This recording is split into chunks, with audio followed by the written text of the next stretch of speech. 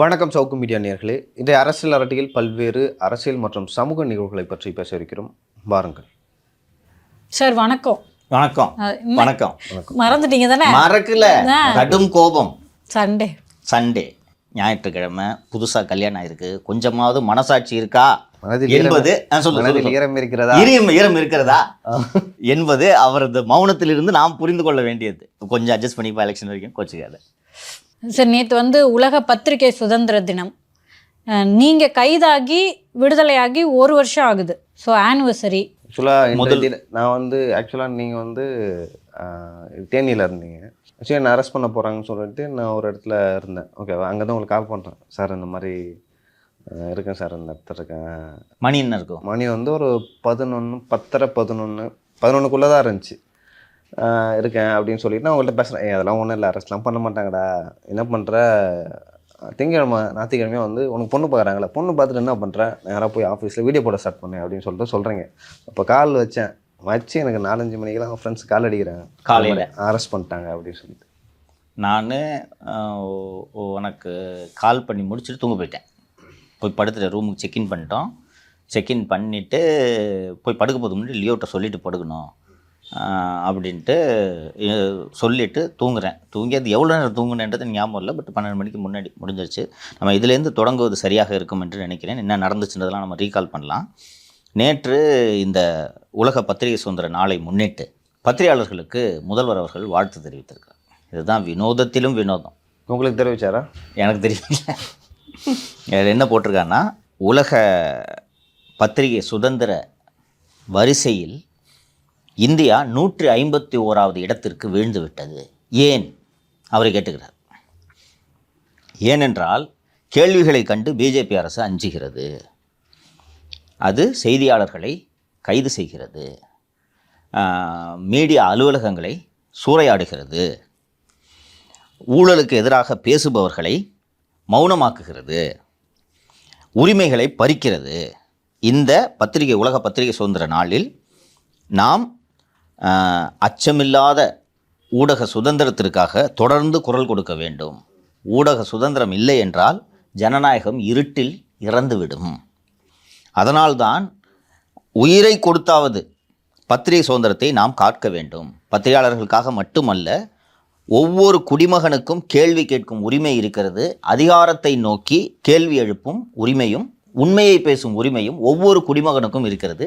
அதற்காக நாம் குரல் கொடுக்க வேண்டும் என்று நேற்று கண்ணாடியை பார்த்தே பேசிக்கொண்டாரா? சரியாக சொன்னீங்க. இந்த அறிக்கையை கேட்கும்போது ஆஹா என்ன மனுஷன் அப்படின்ற மாதிரி இருக்கு சார். இதில் சொன்னது அத்தனையும் இவர் செய்திருக்கிறார், இவரது அரசு செய்திருக்கிறது.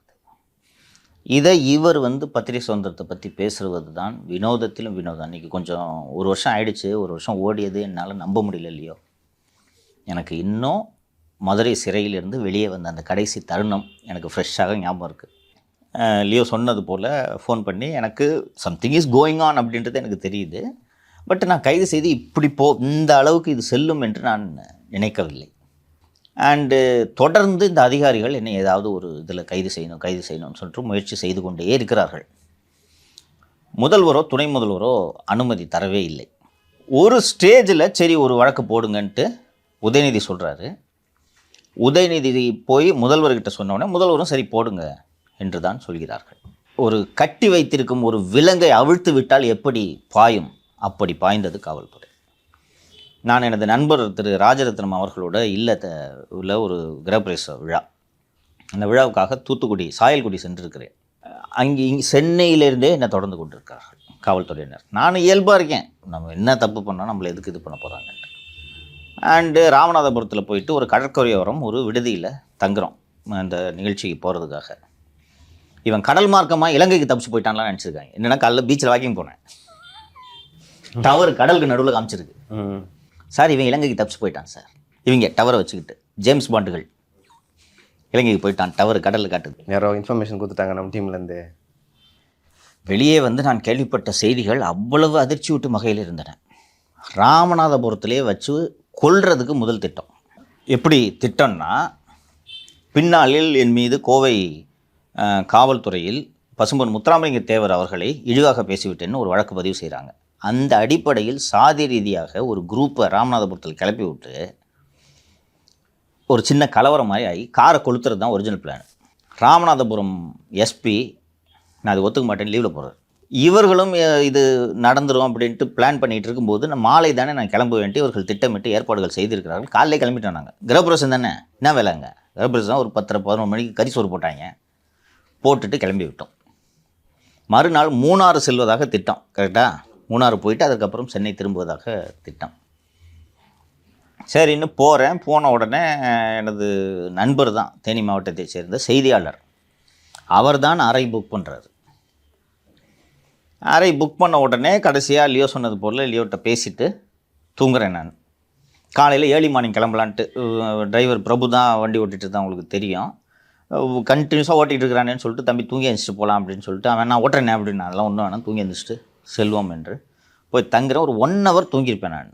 கதவு வேகமாக தட்டிச்சு, இவங்க 2 பேரும் நல்லா அசந்து தூங்கிட்டு இருக்காங்க, ராஜரத்னமும் பிரபுவும். கதவை போய் திறந்த உடனே போலீஸ் அப்படின்னாங்க.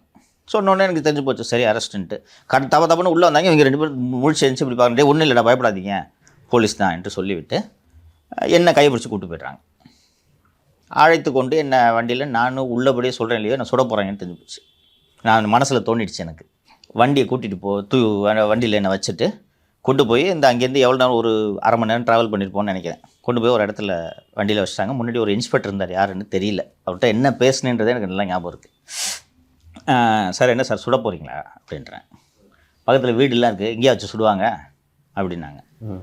வெப்பன் எடுத்துகிட்டு வராமல் வந்திருப்பீங்க, கொஞ்சம் தூரம் தள்ளி போய் சுடுவீங்க, சரி என்னப்பா அப்படின்னாரு. சார் நான் சாகிறதுக்கு பயப்படலைன்றதை நீங்கள் நான் செத்த பிறகு வெளி உலகத்துக்கு சொல்லணும், நான் சாகும்போது உயிருக்கு கெஞ்சலை அப்படின்னோடனே என்னாச்சுன்னு தெரியல, இருந்தாலும் அப்படி கப்புன்னு சைலண்ட் பேசுகிறத நிறுத்திட்டார். ஒரு அரை மணி நேரம் உட்காந்துருப்பேன். ஒரு பேர் மறந்துட்டேன், கோயம்புத்தூர் டிஎஸ்பி அசிஸ்டன்ட் கமிஷனர் ஒருத்தர் வந்து ப்ராப்பராக தன்னை அறிமுகப்படுத்திக்கிட்டு, சார் நான் இந்த ஸ்டேஷன் ஏசி, இந்த ரேஞ்சு ஏசி, உங்களை இந்த வழக்கில் பெண்களை அவதூறாக பேசிய இந்த வழக்கில் நான் உங்களை கைது செய்கிறேன் அப்படின்னு சொன்னோன்னே சரி சார் அப்படின்ட்டு நான் அவரது அவங்க ஜீப்பு கொண்டு வந்திருந்தாங்க, அந்த ஜீப்பில் ஏறிக்கிட்டு எனக்கு தெரிஞ்சு போச்சு, எனக்கு அதாவது அச்சம் இதெல்லாம் இல்லை, இது நடக்கக்கூடியது தானே. முதல் முறை சிறை செல்லும் போது உங்களுக்கு பதட்டம் இருக்குது, இதுக்கு பண்ணணும் அதுக்கு பண்ணணும் என்று பதட்டம் இருக்கும். நமக்கு தான் இது பழக்கமாச்சே, அதனால் ஏறி உட்காந்துக்கிட்டு போயிட்டு இருந்தேன். ஒரு 4 மணி இருக்கும், 3:30-4 மணி இருக்கும். அன்றைக்கி தான் 4ஆம் தேதி, 3:30-4 மணி இருக்கும். என்னை எழுப்பி சார் யாராவது அரெஸ்ட்டுக்கு இன்டிமேஷன் கொடுக்கணும்னு சொன்ன உடனே இங்கே கோயம்புத்தூர் தானே அப்படின்னு கேட்டேன். ஆமான்னு சொன்னோன்னே கோவையில் எனக்கு தெரிந்த வழக்கறிஞர் எனது நண்பர் திரு கலையரசன் அவர்களோட நம்பரை கொடுக்குறேன். ஃபோனை ஓப்பன் பண்ணி தர்றாங்க. ஓப்பன் பண்ணி தந்தோடனே கலையரசன் கோயம்புத்தூர்னு நம்பர் இருக்கும் பாருங்கள் சார் அப்படின்ட்டேன். பார்த்த உடனே கலையரசன் நம்பர் இருக்குது. சொன்ன உடனே சார் அவர்கிட்ட இந்த மாதிரி ஒரு இன்டிமேட் பண்ணுறேன் அப்படின்னாங்க. அவர் கோவையில் உள்ள எனது வழக்கறிஞர்களிடம் தகவலை சொல்லிவிட்டார். என்னை கொண்டு போய் போலீஸ் ட்ரைனிங் காலேஜில் வைக்கிறாங்க என்னை ஃபஸ்ட்டு. அதுக்குள்ளே போயிட்டுருக்கோம். நான் நல்லா தூங்கிட்டு இருக்கேன். டிஎஸ்பி முன்னாடி உட்காந்து தூங்குறாரு. ஒரு எஸ்ஐ 2 கான்ஸ்டபிள்ஸ் வெப்பனோட அவங்கள கான்ஸ்டபிள்ஸ்லாம் இருந்தாங்க. தூங்கிட்டு இருக்கிறேன். திடீர்னு சத்தம். நிமிர்ந்து பார்க்குறேன், ஒரு இடத்துல இடிச்சு எனக்கு உதடுல அடிபட்டு எனக்கு இங்கே ரத்தம் வருது.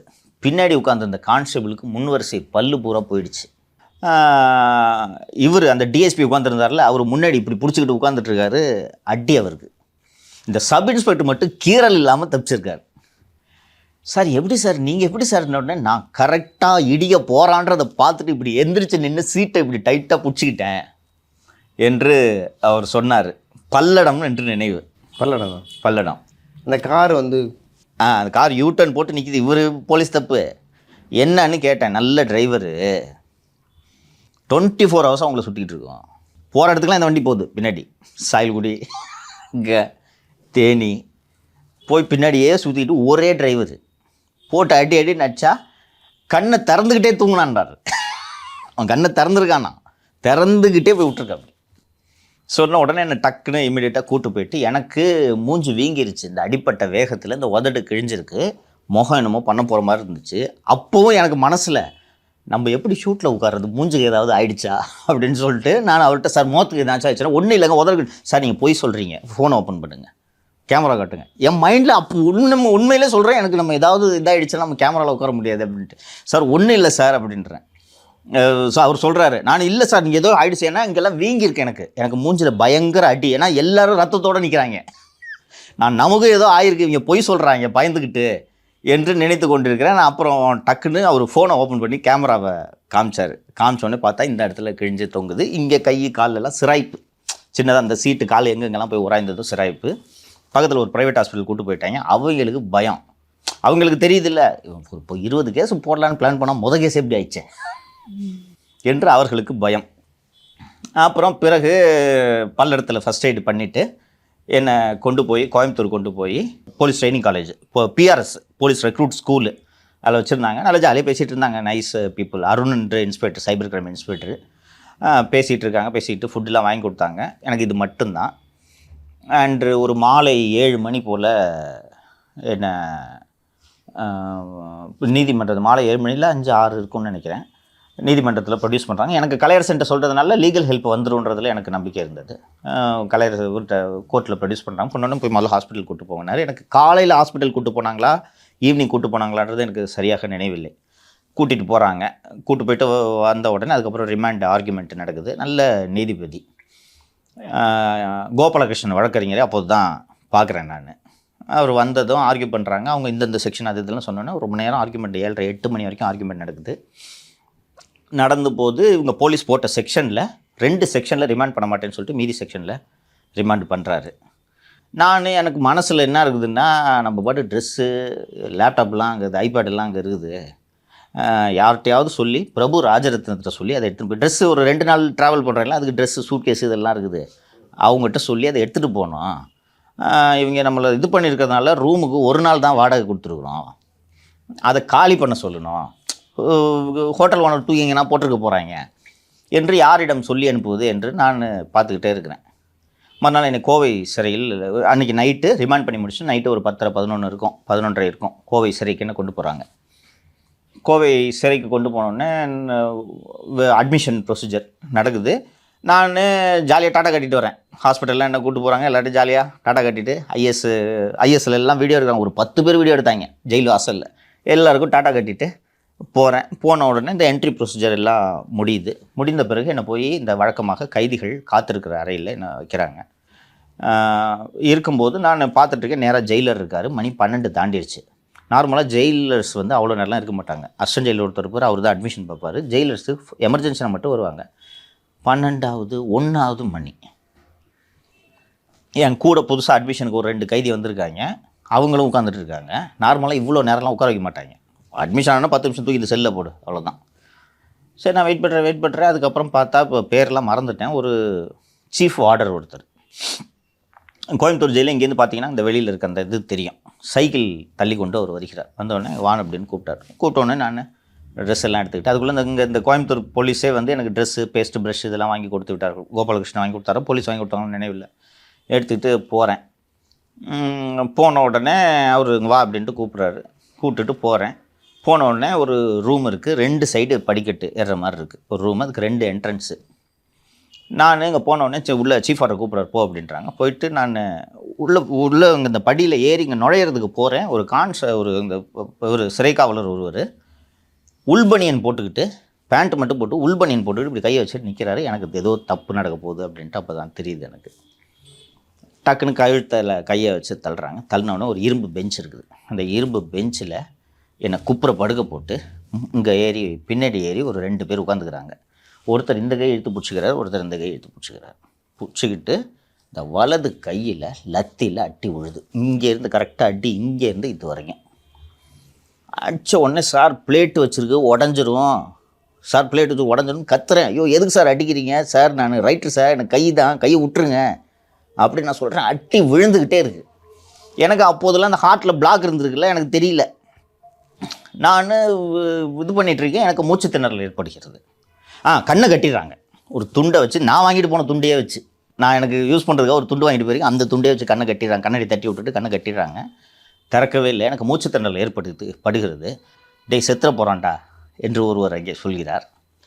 ஜெயிலில் இருக்க வரைக்கும் ஒழுங்காக இருந்துட்டு போகணும், இல்லை உயிரோட வெளியில் போக மாட்டேன் அப்படின்ட்டு அதில் ஒருத்தர் சொல்கிறாரு.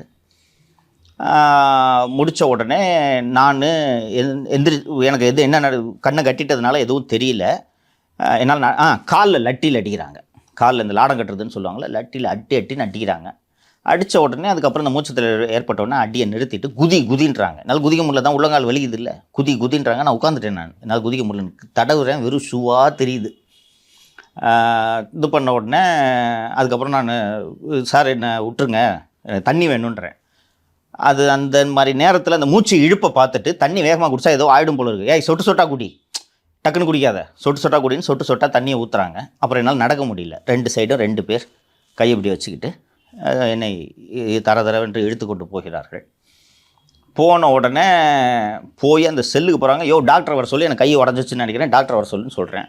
என்னை போய் அந்த செல்லை தள்ளி விட்டு ஓட்டாங்க, தப்புன்னு. அதுக்குள்ளே நான் இதை அவுக்குறேன், ஓட்டாங்க, தப்புன்னு ஓட்டாங்க. டேய் வாங்கடா அப்படின்னு கூப்பிட்றேன், டாக்டர் வர சொல்லுங்கடா அப்படின்னோடனே, இல்லை எம்என்ஏ வர சொல்கிறேன், மேல் நர்சிங் அசிஸ்டன்ட் வர சொல்கிறேன்றாங்க. டாக்டர் 24 hours டியூட்டியில் இருக்கணும், கையை உடஞ்சி வலி வேதனை தாங்க முடியல. அப்போது சட்டம் பேசுகிறேன், ஏன் நர்ஸ் கம்பவுண்டர் தான் இருப்பார், டாக்டர் வர சொல்லியா, 24 hours டாக்டருக்கு டியூட்டி ஜெயிலில் அப்படின்றேன். அப்புறம் என்ன செல்லு அடைச்சி போகிறாங்க. உடனே இந்த எம்என்ஏ வர்றாரு. எம்என்ஏ கிட்ட தான் சொல்கிறேன், டாக்டர் வர சொல்லியா, நீ எதுக்கே வர? அவர் பயப்படுறாரு எம்என்ஏ பார்த்துட்டு. டாக்டருங்க டியூட்டியில் இருக்கணும்ல, டாக்டர் குவார்ட்டர்ஸ் உள்ள தானே இருக்குது, வர சொல்லியா போயா அப்படின்றேன். இந்த மாத்திரை வலிக்கு அப்படின்ட்டார். டாக்டர் வர சொல்லியா நீ அப்படின்றேன். அப்புறம் காலையில் 6 மணிக்கு திறந்து விட்றாங்க. நான் தூங்கல. அதுக்கப்புறம் அதுவே ஒரு 3:30-4 மணி இருக்கும். ஃபுல்லாக வீங்கிடுச்சு. ஃப்ராக்சர் இல்லை, ஃபுல்லாக வீங்கிடுச்சு கை. வீங்கினது மட்டும் இல்லாமல் இன்னும் அந்த தழும்பு இருக்குது. கை பூரா கொப்பளம். எங்கெங்கெல்லாம் அந்த லத்தி விழுந்ததோ அந்த விழுந்த இடத்துல சதை உடஞ்சிருச்சு. உடஞ்சி இங்கே கொப்பளம், இங்கே கொப்பளம், இங்கே கொப்பளம், இங்கே கொப்பளம், இங்கே கொப்பளம். கை இப்படி தொங்க போட்டிருக்கேன். அப்படி ஃபுல்லாக இவ்வளோ பெருசு வீங்கிருச்சு. என்னால் இந்த விரலை இங்கே தான் மடக்க முடியும், இப்படிலாம் பண்ணவே முடியாது. ஆனால் இங்கே தானே அடி விழுது, இப்படி தான் மடக்க முடியும். ஃபுல்லாக வீங்கிருச்சு, முழுக்க கொப்பளம். பக்கத்தில் வசூல் ராஜான்னு ஒரு ரவுடி இருக்கார். அப்புறம் அந்த ஆணவ கொலையில் உள்ளே சென்றிருக்கார்லவா யுவராஜ் இருக்கிறார். அந்த வசூல் ராஜா என்பவர் பக்கத்து இன்னொரு செல்லில் இருக்கார். அவர் யுவராஜா பேசல, வசூல் ராஜா வந்து ஸ்லிங்கை கொடுக்குறாரு, கையில் இப்படி போட்டுக்கிறதுக்கு ஸ்லிங்கை கொடுக்குறாரு. அங்கேருந்து பார்த்தா நேரடியாக டவர் தெரியும். வீக்கம் அதிகமாகிட்டே போகுது. கொப்பளம் இங்கேருந்து இது வரைக்கும் வரிசை எங்கெங்கெல்லாம் அந்த லத்தி விழுந்துச்சோ எல்லா இடத்துலையும் கொப்பளம் பெருசாகிடுது. சார் டாக்டர் அவர் சொல்லுங்கள் சார், எனக்கு என்னென்னா அந்த கொப்பளத்தை பார்த்தோன்னே கை அழுகிட்டோம், சுகர் இருக்குல்ல, கை அழுகிட்டோன்னு எனக்கு பயம் வந்துச்சு. கை போயிடும், கட் பண்ணுற ஸ்டேஜ் கேங்க்ரைன் வந்துடும்ன்ற பயம் வந்துருச்சு எனக்கு. சார் டாக்டர் அவர் சொல்லுங்கள் சார், டாக்டர் அவர் சொல்லுங்கள் சார், டாக்டர் அவர் சொல்லுங்கள் சார்னு சொல்கிறேன்.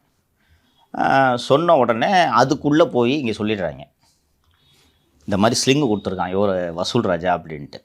உடனே நான் அங்கிருந்து வேறு செல்லுக்கு மாற்றுகிறார்கள். டாக்டர்கிட்ட காட்டல, வேறு ஒரு செல்லுக்கு மாட்டோன்னா அதான் அந்த மென்டல் பிளாக். வேறு செல்லே வந்து ஒரு 1ஆம் பிளாக்கோ 2ஆம் பிளாக்கோ அது. அதில் இப்படி இருக்கும் விங்கு. அதில் இந்த பக்கம் முழுக்க மனநோயாளிகள், அவங்க மாத்திரை கொடுக்கலன்னா எராட்டிக்காக பிஹேவ் பண்ணுவாங்க. இந்த பக்கம் ஒரு நார்மலான செல்.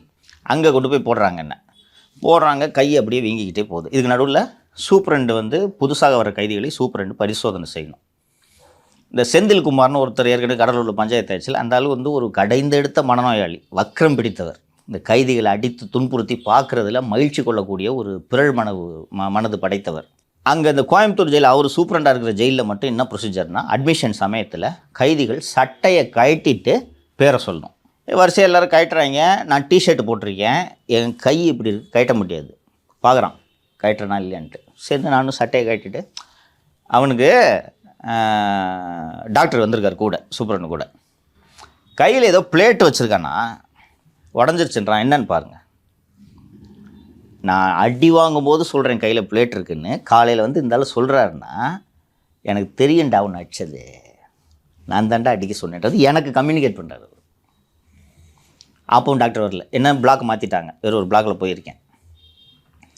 போய் இருந்த உடனே சூப்பரண்டு திருப்பி இன்ஸ்பெக்ஷனுக்கு ரவுண்ட்ஸ் வர்றாரு. வந்த உடனே நின்றுட்டுருக்கேன். கையப்படுறா இருக்குது அப்படின்றாரு. நான் கையை தூக்கி காட்டுறேன், ஃபுல்லாக வீங்கியிருக்கு.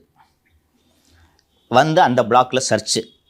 அதுக்குள்ளே நான் கைதான் அப்படி ஆகிடுச்சு. அங்கே ஏதோ ஒரு பேர் ரவுடி மறந்துட்டேன், ஏதோ ஒரு டான்னு சொல்லுவாங்க. அவர் வந்து லைப்ரரி புக்ஸ் வச்சுருந்தார். சரி நான் அதை கொடுத்து வாங்கி படிச்சுட்டு இருந்தேன். என் செல்லும் சோதனையிட்ட படிக்கிறது.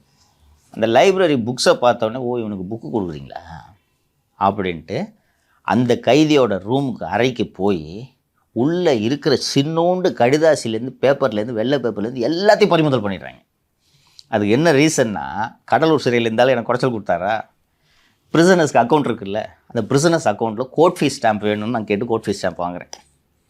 கோர்ட் ஃபீஸ் ஸ்டாம்ப் வாங்கி ப்ரிசனில் உட்காந்துக்கிட்டே கைதிகளோட சாப்பாடு கணக்கு பற்றி தகவல் உரிமை சட்டத்தின் கீழே தகவல் கொடுன்னு கடலூரில் லெட்டர் போட்டேன். அந்த ஆளுக்கு அது ஞாபகம் வருது. அவன் அந்த ஆள் வீட்டுக்கு எழுதுறதுக்கு வச்சிருந்த இன்னர் லெட்ரு, போஸ்ட் கார்டு எல்லாத்தையும் சீஸ் பண்ணிட்டு போயிட்டாங்க. பண்ணிவிட்டு அந்த ஆளை மிரட்டுறான். டானுன்னா அந்த வேலையெல்லாம் வெளியில் வச்சுக்கணும், செதிலாக அறுத்து போட்டுருவேன் அவர் மிரட்டுறாரு. அப்போல்லாம் நான் சிகரெட் பிடிப்பேன்ல, கைதி எவனும் பீடி கூட கொடுக்க மாட்டேங்கிறான். சார் உங்களுக்கு கொடுத்தா பிரச்சனை சார். அப்புறம் அந்த டாக்டர் வர்றாரு, பேரெலாம் மறந்துட்டேன் நான். அந்த டாக்டர் வர்றாரு, வந்துட்டு கை பார்க்குறாரு. சார் கை போயிடும் சார், அழுகிடும் சார், சுகர் பேஷண்ட்டு சார் நான். சார் உயிரை காப்பாற்றுறது தான் சார் உங்கள் வேலை. காலையிலேருந்து டாக்டர்லேருந்து கத்திட்டு இருக்கேன். மனுஷனா சார் நீங்கள்? இப்படி தான் கேட்டேன். மனுஷனா சார் நீங்கள் அப்படின்ன உடனே இந்த இன்ஃபெக்ஷன் ஆகாமல் தடுக்கிறதுக்கு ஃப்ளாஜில் ஆர் சம்திங் ஒரு டேப்லெட்டு கொடுக்குறாரு. சார் எக்ஸ்ரே எடுங்க சார், ஃப்ராக்சர் ஆகிருக்கு சார் அப்படின்னு சொல்கிறேன். அவர் இல்லை நீங்கள் இன்ஃபெக்ஷன் ஆகாமல் நான் பார்த்துக்கிறேன் அப்படின்றாரு. அப்புறம் மறுநாள் இந்த டாக்டர் பேர் ஞாபகம் இருக்குது, டாக்டர் ஸ்ரீராம் என்று நினைவு. அவர் வந்து பார்த்தோன்னே மறுநாள் அவர் வர்றாரு. இங்கே தான் எனக்கு இந்த புக்கு கொடுத்துருக்காங்களா, புக்கு கொடுத்த உடனே புக்கு கொடுக்குறேன்னு சொல்லிட்டு ஆப்போசிட் சைடு இந்த மனநிலை பாதிக்கப்பட்டவர் இருப்பாங்க, அந்த சைடு மாற்றிடுறாங்க, உடனே மாற்றிடுறாங்க. அங்கே போனால் மூட்டைப்பூச்சியெல்லாம் நீங்கள் பார்த்துருக்கவே மாட்டீங்கன்னு நினைக்கிறேன். மூட்டைப்பூச்சி அப்படியே ஊறும். படுத்துருக்கிறேன், மூட்டைப்பூச்சி இருக்குது, கை வலி தாங்க முடியல. மறுநாள் காலையில் டாக்டர்ஸ் வந்து பார்த்துட்டு அவர் அந்த ஸ்ரீராம்ன்றவர் அப்போ தான் வர்றாரு. நான் அவர்கிட்ட சொல்லிடுறேன், சார் நான் 15 இயர்ஸாக டயபெட்டிக்கு, எனக்கு கையை போய்டுன்னு பயமாக இருக்குது, எக்ஸ்ரே எடுக்கணும், கையை காப்பாற்றுங்க அப்படின்னு அவர்கிட்ட சொன்ன உடனே அவர் இமீடியட்டாக சொல்லி எக்ஸ்ரேக்கே எழுதி கொடுத்துருக்குறார். மறுநாள் ஒர்க்கிங் டே, நமக்கு சண்டே தான் ரிமைண்ட் ஆகுறேன்னு நினைக்கிறேன். மறுநாள் ஒர்க்கிங் டே. வந்தவொடனே கோபாலகிருஷ்ணனை பார்க்குறதுக்கு வர்றாரு. வந்தவொடனே கோபாலகிருஷ்ணன் கை காண பாருங்கள் சார் நைட்டு நடந்துச்சுன்னு சொன்ன உடனே 4 மணிக்கு எனக்கு கோபாலகிருஷ்ணன் பார்க்க வர்றாரு. 5 மணிக்கு போய் கோர்ட்டில் முறையிட்டார். 5 மணிக்கு போய் கோர்ட்டில் இந்த மாதிரி இது நடந்திருக்கு, தாக்குதல் நடந்திருக்குன்னு சொன்னோன்னே 7:30 மணி வரைக்கும் அதுக்கு ஆர்கியூமெண்ட் நடந்திருக்கு. அவர் டிஸ்ட்ரிக்ட் லீகல் செல், சிறை உள்ளே போகிறதுக்கு யாருக்கு அதிகாரம் இருக்குது? டிஸ்ட்ரிக்ட் லீகல் சர்வீசஸ் அத்தாரிட்டிக்கு போய் நேராக போய் இன்ஸ்பெக்ஷன் பண்ணிவிட்டு என்ன நடந்துச்சுன்றதை பார்க்கணும் அப்படின்னு சொல்கிறாரு. 2வது நாளோ 3வது நாளோ டிஸ்ட்ரிக்ட் இன்ஸ்பெக்ஷன் அத்தாரிட்டிகள் மறுநாள் வருகிறார்கள். இதுக்குள்ளே அம்மா வந்து இந்த தகவலெல்லாம் கோபாலகிருஷ்ணன் சென்னைக்கு சொன்ன உடனே சென்னையில் வந்து வழக்கறிஞர்கள் திரு ஐயப்பராஜ், கௌதம் அவங்க வந்து உடனடியாக அம்மா பேரில் ஹேபியஸ் கார்பஸ், மகன் இந்த மாதிரி தாக்குதல்னு சொல்லிட்டு இங்கே தாக்கல் செய்து விடுகிறார்கள். இதுக்குள்ளே டிஸ்ட்ரிக்ட் இன்ஸ்பெக்ஷன் செல் ஆஃபீஸர், டிஸ்ட்ரிக்ட் லீகல் செல் அத்தாரிட்டியிலேருந்து வர்றாங்க. வந்து பார்க்குறாங்க. பார்த்துட்டு கையில் அடிபட்டிருக்கிறது உண்மை, வீங்கியிருக்கிறது உண்மை, கையில் கொப்பளங்கள் இருப்பது உண்மை. இது எப்படி இது ஏற்பட்டது என்பதற்கு தெளிவான விடை இல்லை. மருத்துவரை கேட்டபோது நான் இதற்கு சிகிச்சை அளிக்கிறேன் அப்படின்னு சொல்லிட்டார். அந்த 2 நாளில் என்னென்னலாம் நடந்திருக்கு பாருங்கள். பின்னாடி தான் நான் தெரிந்து கொண்டேன், என்ன ஜெயிலை விட்டு வெளில போகக்கூடாது. ஓகேவா? கோயம்புத்தூர் கவர்மெண்ட் மெடிக்கல் காலேஜ் ஹாஸ்பிட்டல்லேருந்து எக்ஸ்ரே மிஷினை ஜெயிலுக்கு அனுப்பிட்டுருக்காங்க. அங்கே டாக்டர்ஸ் எக்ஸ்ரே மிஷின் பெருசாக இருக்காது, அது ஒரு கைதிக்காக நீங்கள் அவ்வளோ பெரிய எக்ஸ்ரே மிஷினை தூக்கிட்டு ஜெயிலுக்கு போகணுமா? இவங்க சொல்கிறாங்க இங்கே ஸ்டேட்லேருந்து எக்ஸ்ரே மிஷினை உள்ளே அனுப்ப, அவனை வெளில அனுப்ப முடியாது என்று சொன்னதும் அவங்க முடியாதுன்னு சொல்லிடுறாங்க. இதற்கு நடுவே அம்மா தாக்கல் செய்த அந்த ஹேபியஸ் கார்பஸ் மனு ஜஸ்டிஸ் ஜெகதீஷ் சந்திரா பெஞ்சுன்னு நினைக்கிறேன் அங்கே விசாரணைக்கு வருகிறது. இதற்குள்ளே டிஸ்ட்ரிக்ட் லீகல் சர்வீஸ் அத்தாரிட்டி விசாரித்தோம், மெடிக்கல் ட்ரீட்மெண்ட் அவசியன்றது அதில் எழுதிடுறாங்க. ஹைகோர்ட்டில் இந்த பெட்டிஷன் விசாரணைக்கு வந்ததும் district legal services authority medical treatment கொடுக்கணும்னு சொல்லியிருக்காங்க. மெடிக்கல் ட்ரீட்மெண்ட் கொடுங்கன்னு சொல்லிடுறாங்க. கரெக்டாக மெட்ராஸ் ஹைகோர்ட்டில் இன்றைக்கி விசாரணைக்கு வருதுன்னா இன்றைக்கி காலையில் என்ன ஜிஹெச் கூப்பிட்டு போகிறாங்க. ஜிஹெச்சுக்கு கூட்டிகிட்டு போன உடனே அமைதியாக இருந்தேன் நான். அந்த கோயம்புத்தூர் ஜிஹெச் எப்படின்னு பார்த்தீங்கன்னா, ஒரு வார்டிலேருந்து ஓபி அட்மிஷன் போட்டுட்டு எக்ஸ்ரே எடுக்கிறதுக்கு கொஞ்சம் தூரம் நடந்து போனோம். மீடியா ஃபுல்லாக கேமராவோடு என்னை சுற்றுகிறார்கள். கையை ஒட்டச்சல்ல வந்து என்கிட்ட சொன்னல பிளேட் இருக்கான் பாருங்கன்ட்டு, நான் யாருன்றதை காட்டுறேன்னு சொல்லிவிட்டு அங்கேயே சொல்கிறேன், சிறையில் எனது கை உடைக்கப்பட்டது. சிறையிலே ஒன்று இங்கேயே சமாதி ஆகிடும். அந்த 2வது செக்கிங் வந்தாலும் அன்றைக்கி சொல்கிறாரு, ஒழுங்காக இருக்கணும் பார்த்துக்க, இல்லைன்னா புதைச்சிருவேன் ஜெயிலுக்குள்ளேன்றார். நான் இதை சொல்கிறேன், சிறையில் நான் கொல்லப்படுவேன், கோவை சிறையில் என் கையை உடைத்தது செந்தில்குமார். இவர் வந்து எனக்கு கோவை சிறையில் எனக்கு உயிருக்கு ஆபத்து இருக்குது அப்படின்னு நான் சொல்லிவிட்டு, கோவை சிறை கண்காணிப்பாளர் செந்தில்குமார் தான் என் கையை உடைத்தார், கோவை சிறையில் போன உடனே அங்கே சொல்லிவிட்டு போகிறேன். போயிட்டு எக்ஸ்ரே எடுத்த உடனே பார்த்துட்டு, பட்டு இந்த நேரத்தில் நான் அதை குறிப்பிட விரும்புகிறேன், நான் சென்ற அரசு மருத்துவமனைகள் அத்தனையிலும் டாக்டர்கள் சொந்த மகனை போல பார்த்து கொண்டார்கள். பெண்களுக்கு இந்த மார்பக புற்றுநோய் இருக்குதான்னு பார்க்குறதுக்கு மேமோகிராம்னு ஒரு டெஸ்ட் எடுப்பாங்க. அந்த டெஸ்ட்டை எனக்கு எடுத்தாங்க கையில். இது எதுக்குங்க இது அப்படின்னு கேட்டப்போ ரத்த நாளங்கள் இன்ஃபெக்ட் ஆகிருக்கான்னு செக் பண்ணுறாங்க. கொப்பளத்தை பார்த்துட்டு உள்ள ரத்த நாளங்களுக்கு இல்லை எதுவும் இன்ஃபெக்ஷன் பார்த்துருக்காங்க. ஏன்னா உள்ள இன்ஃபெக்ஷன் ஆகிடுச்சுன்னா போயிடும் கை உண்மையிலே.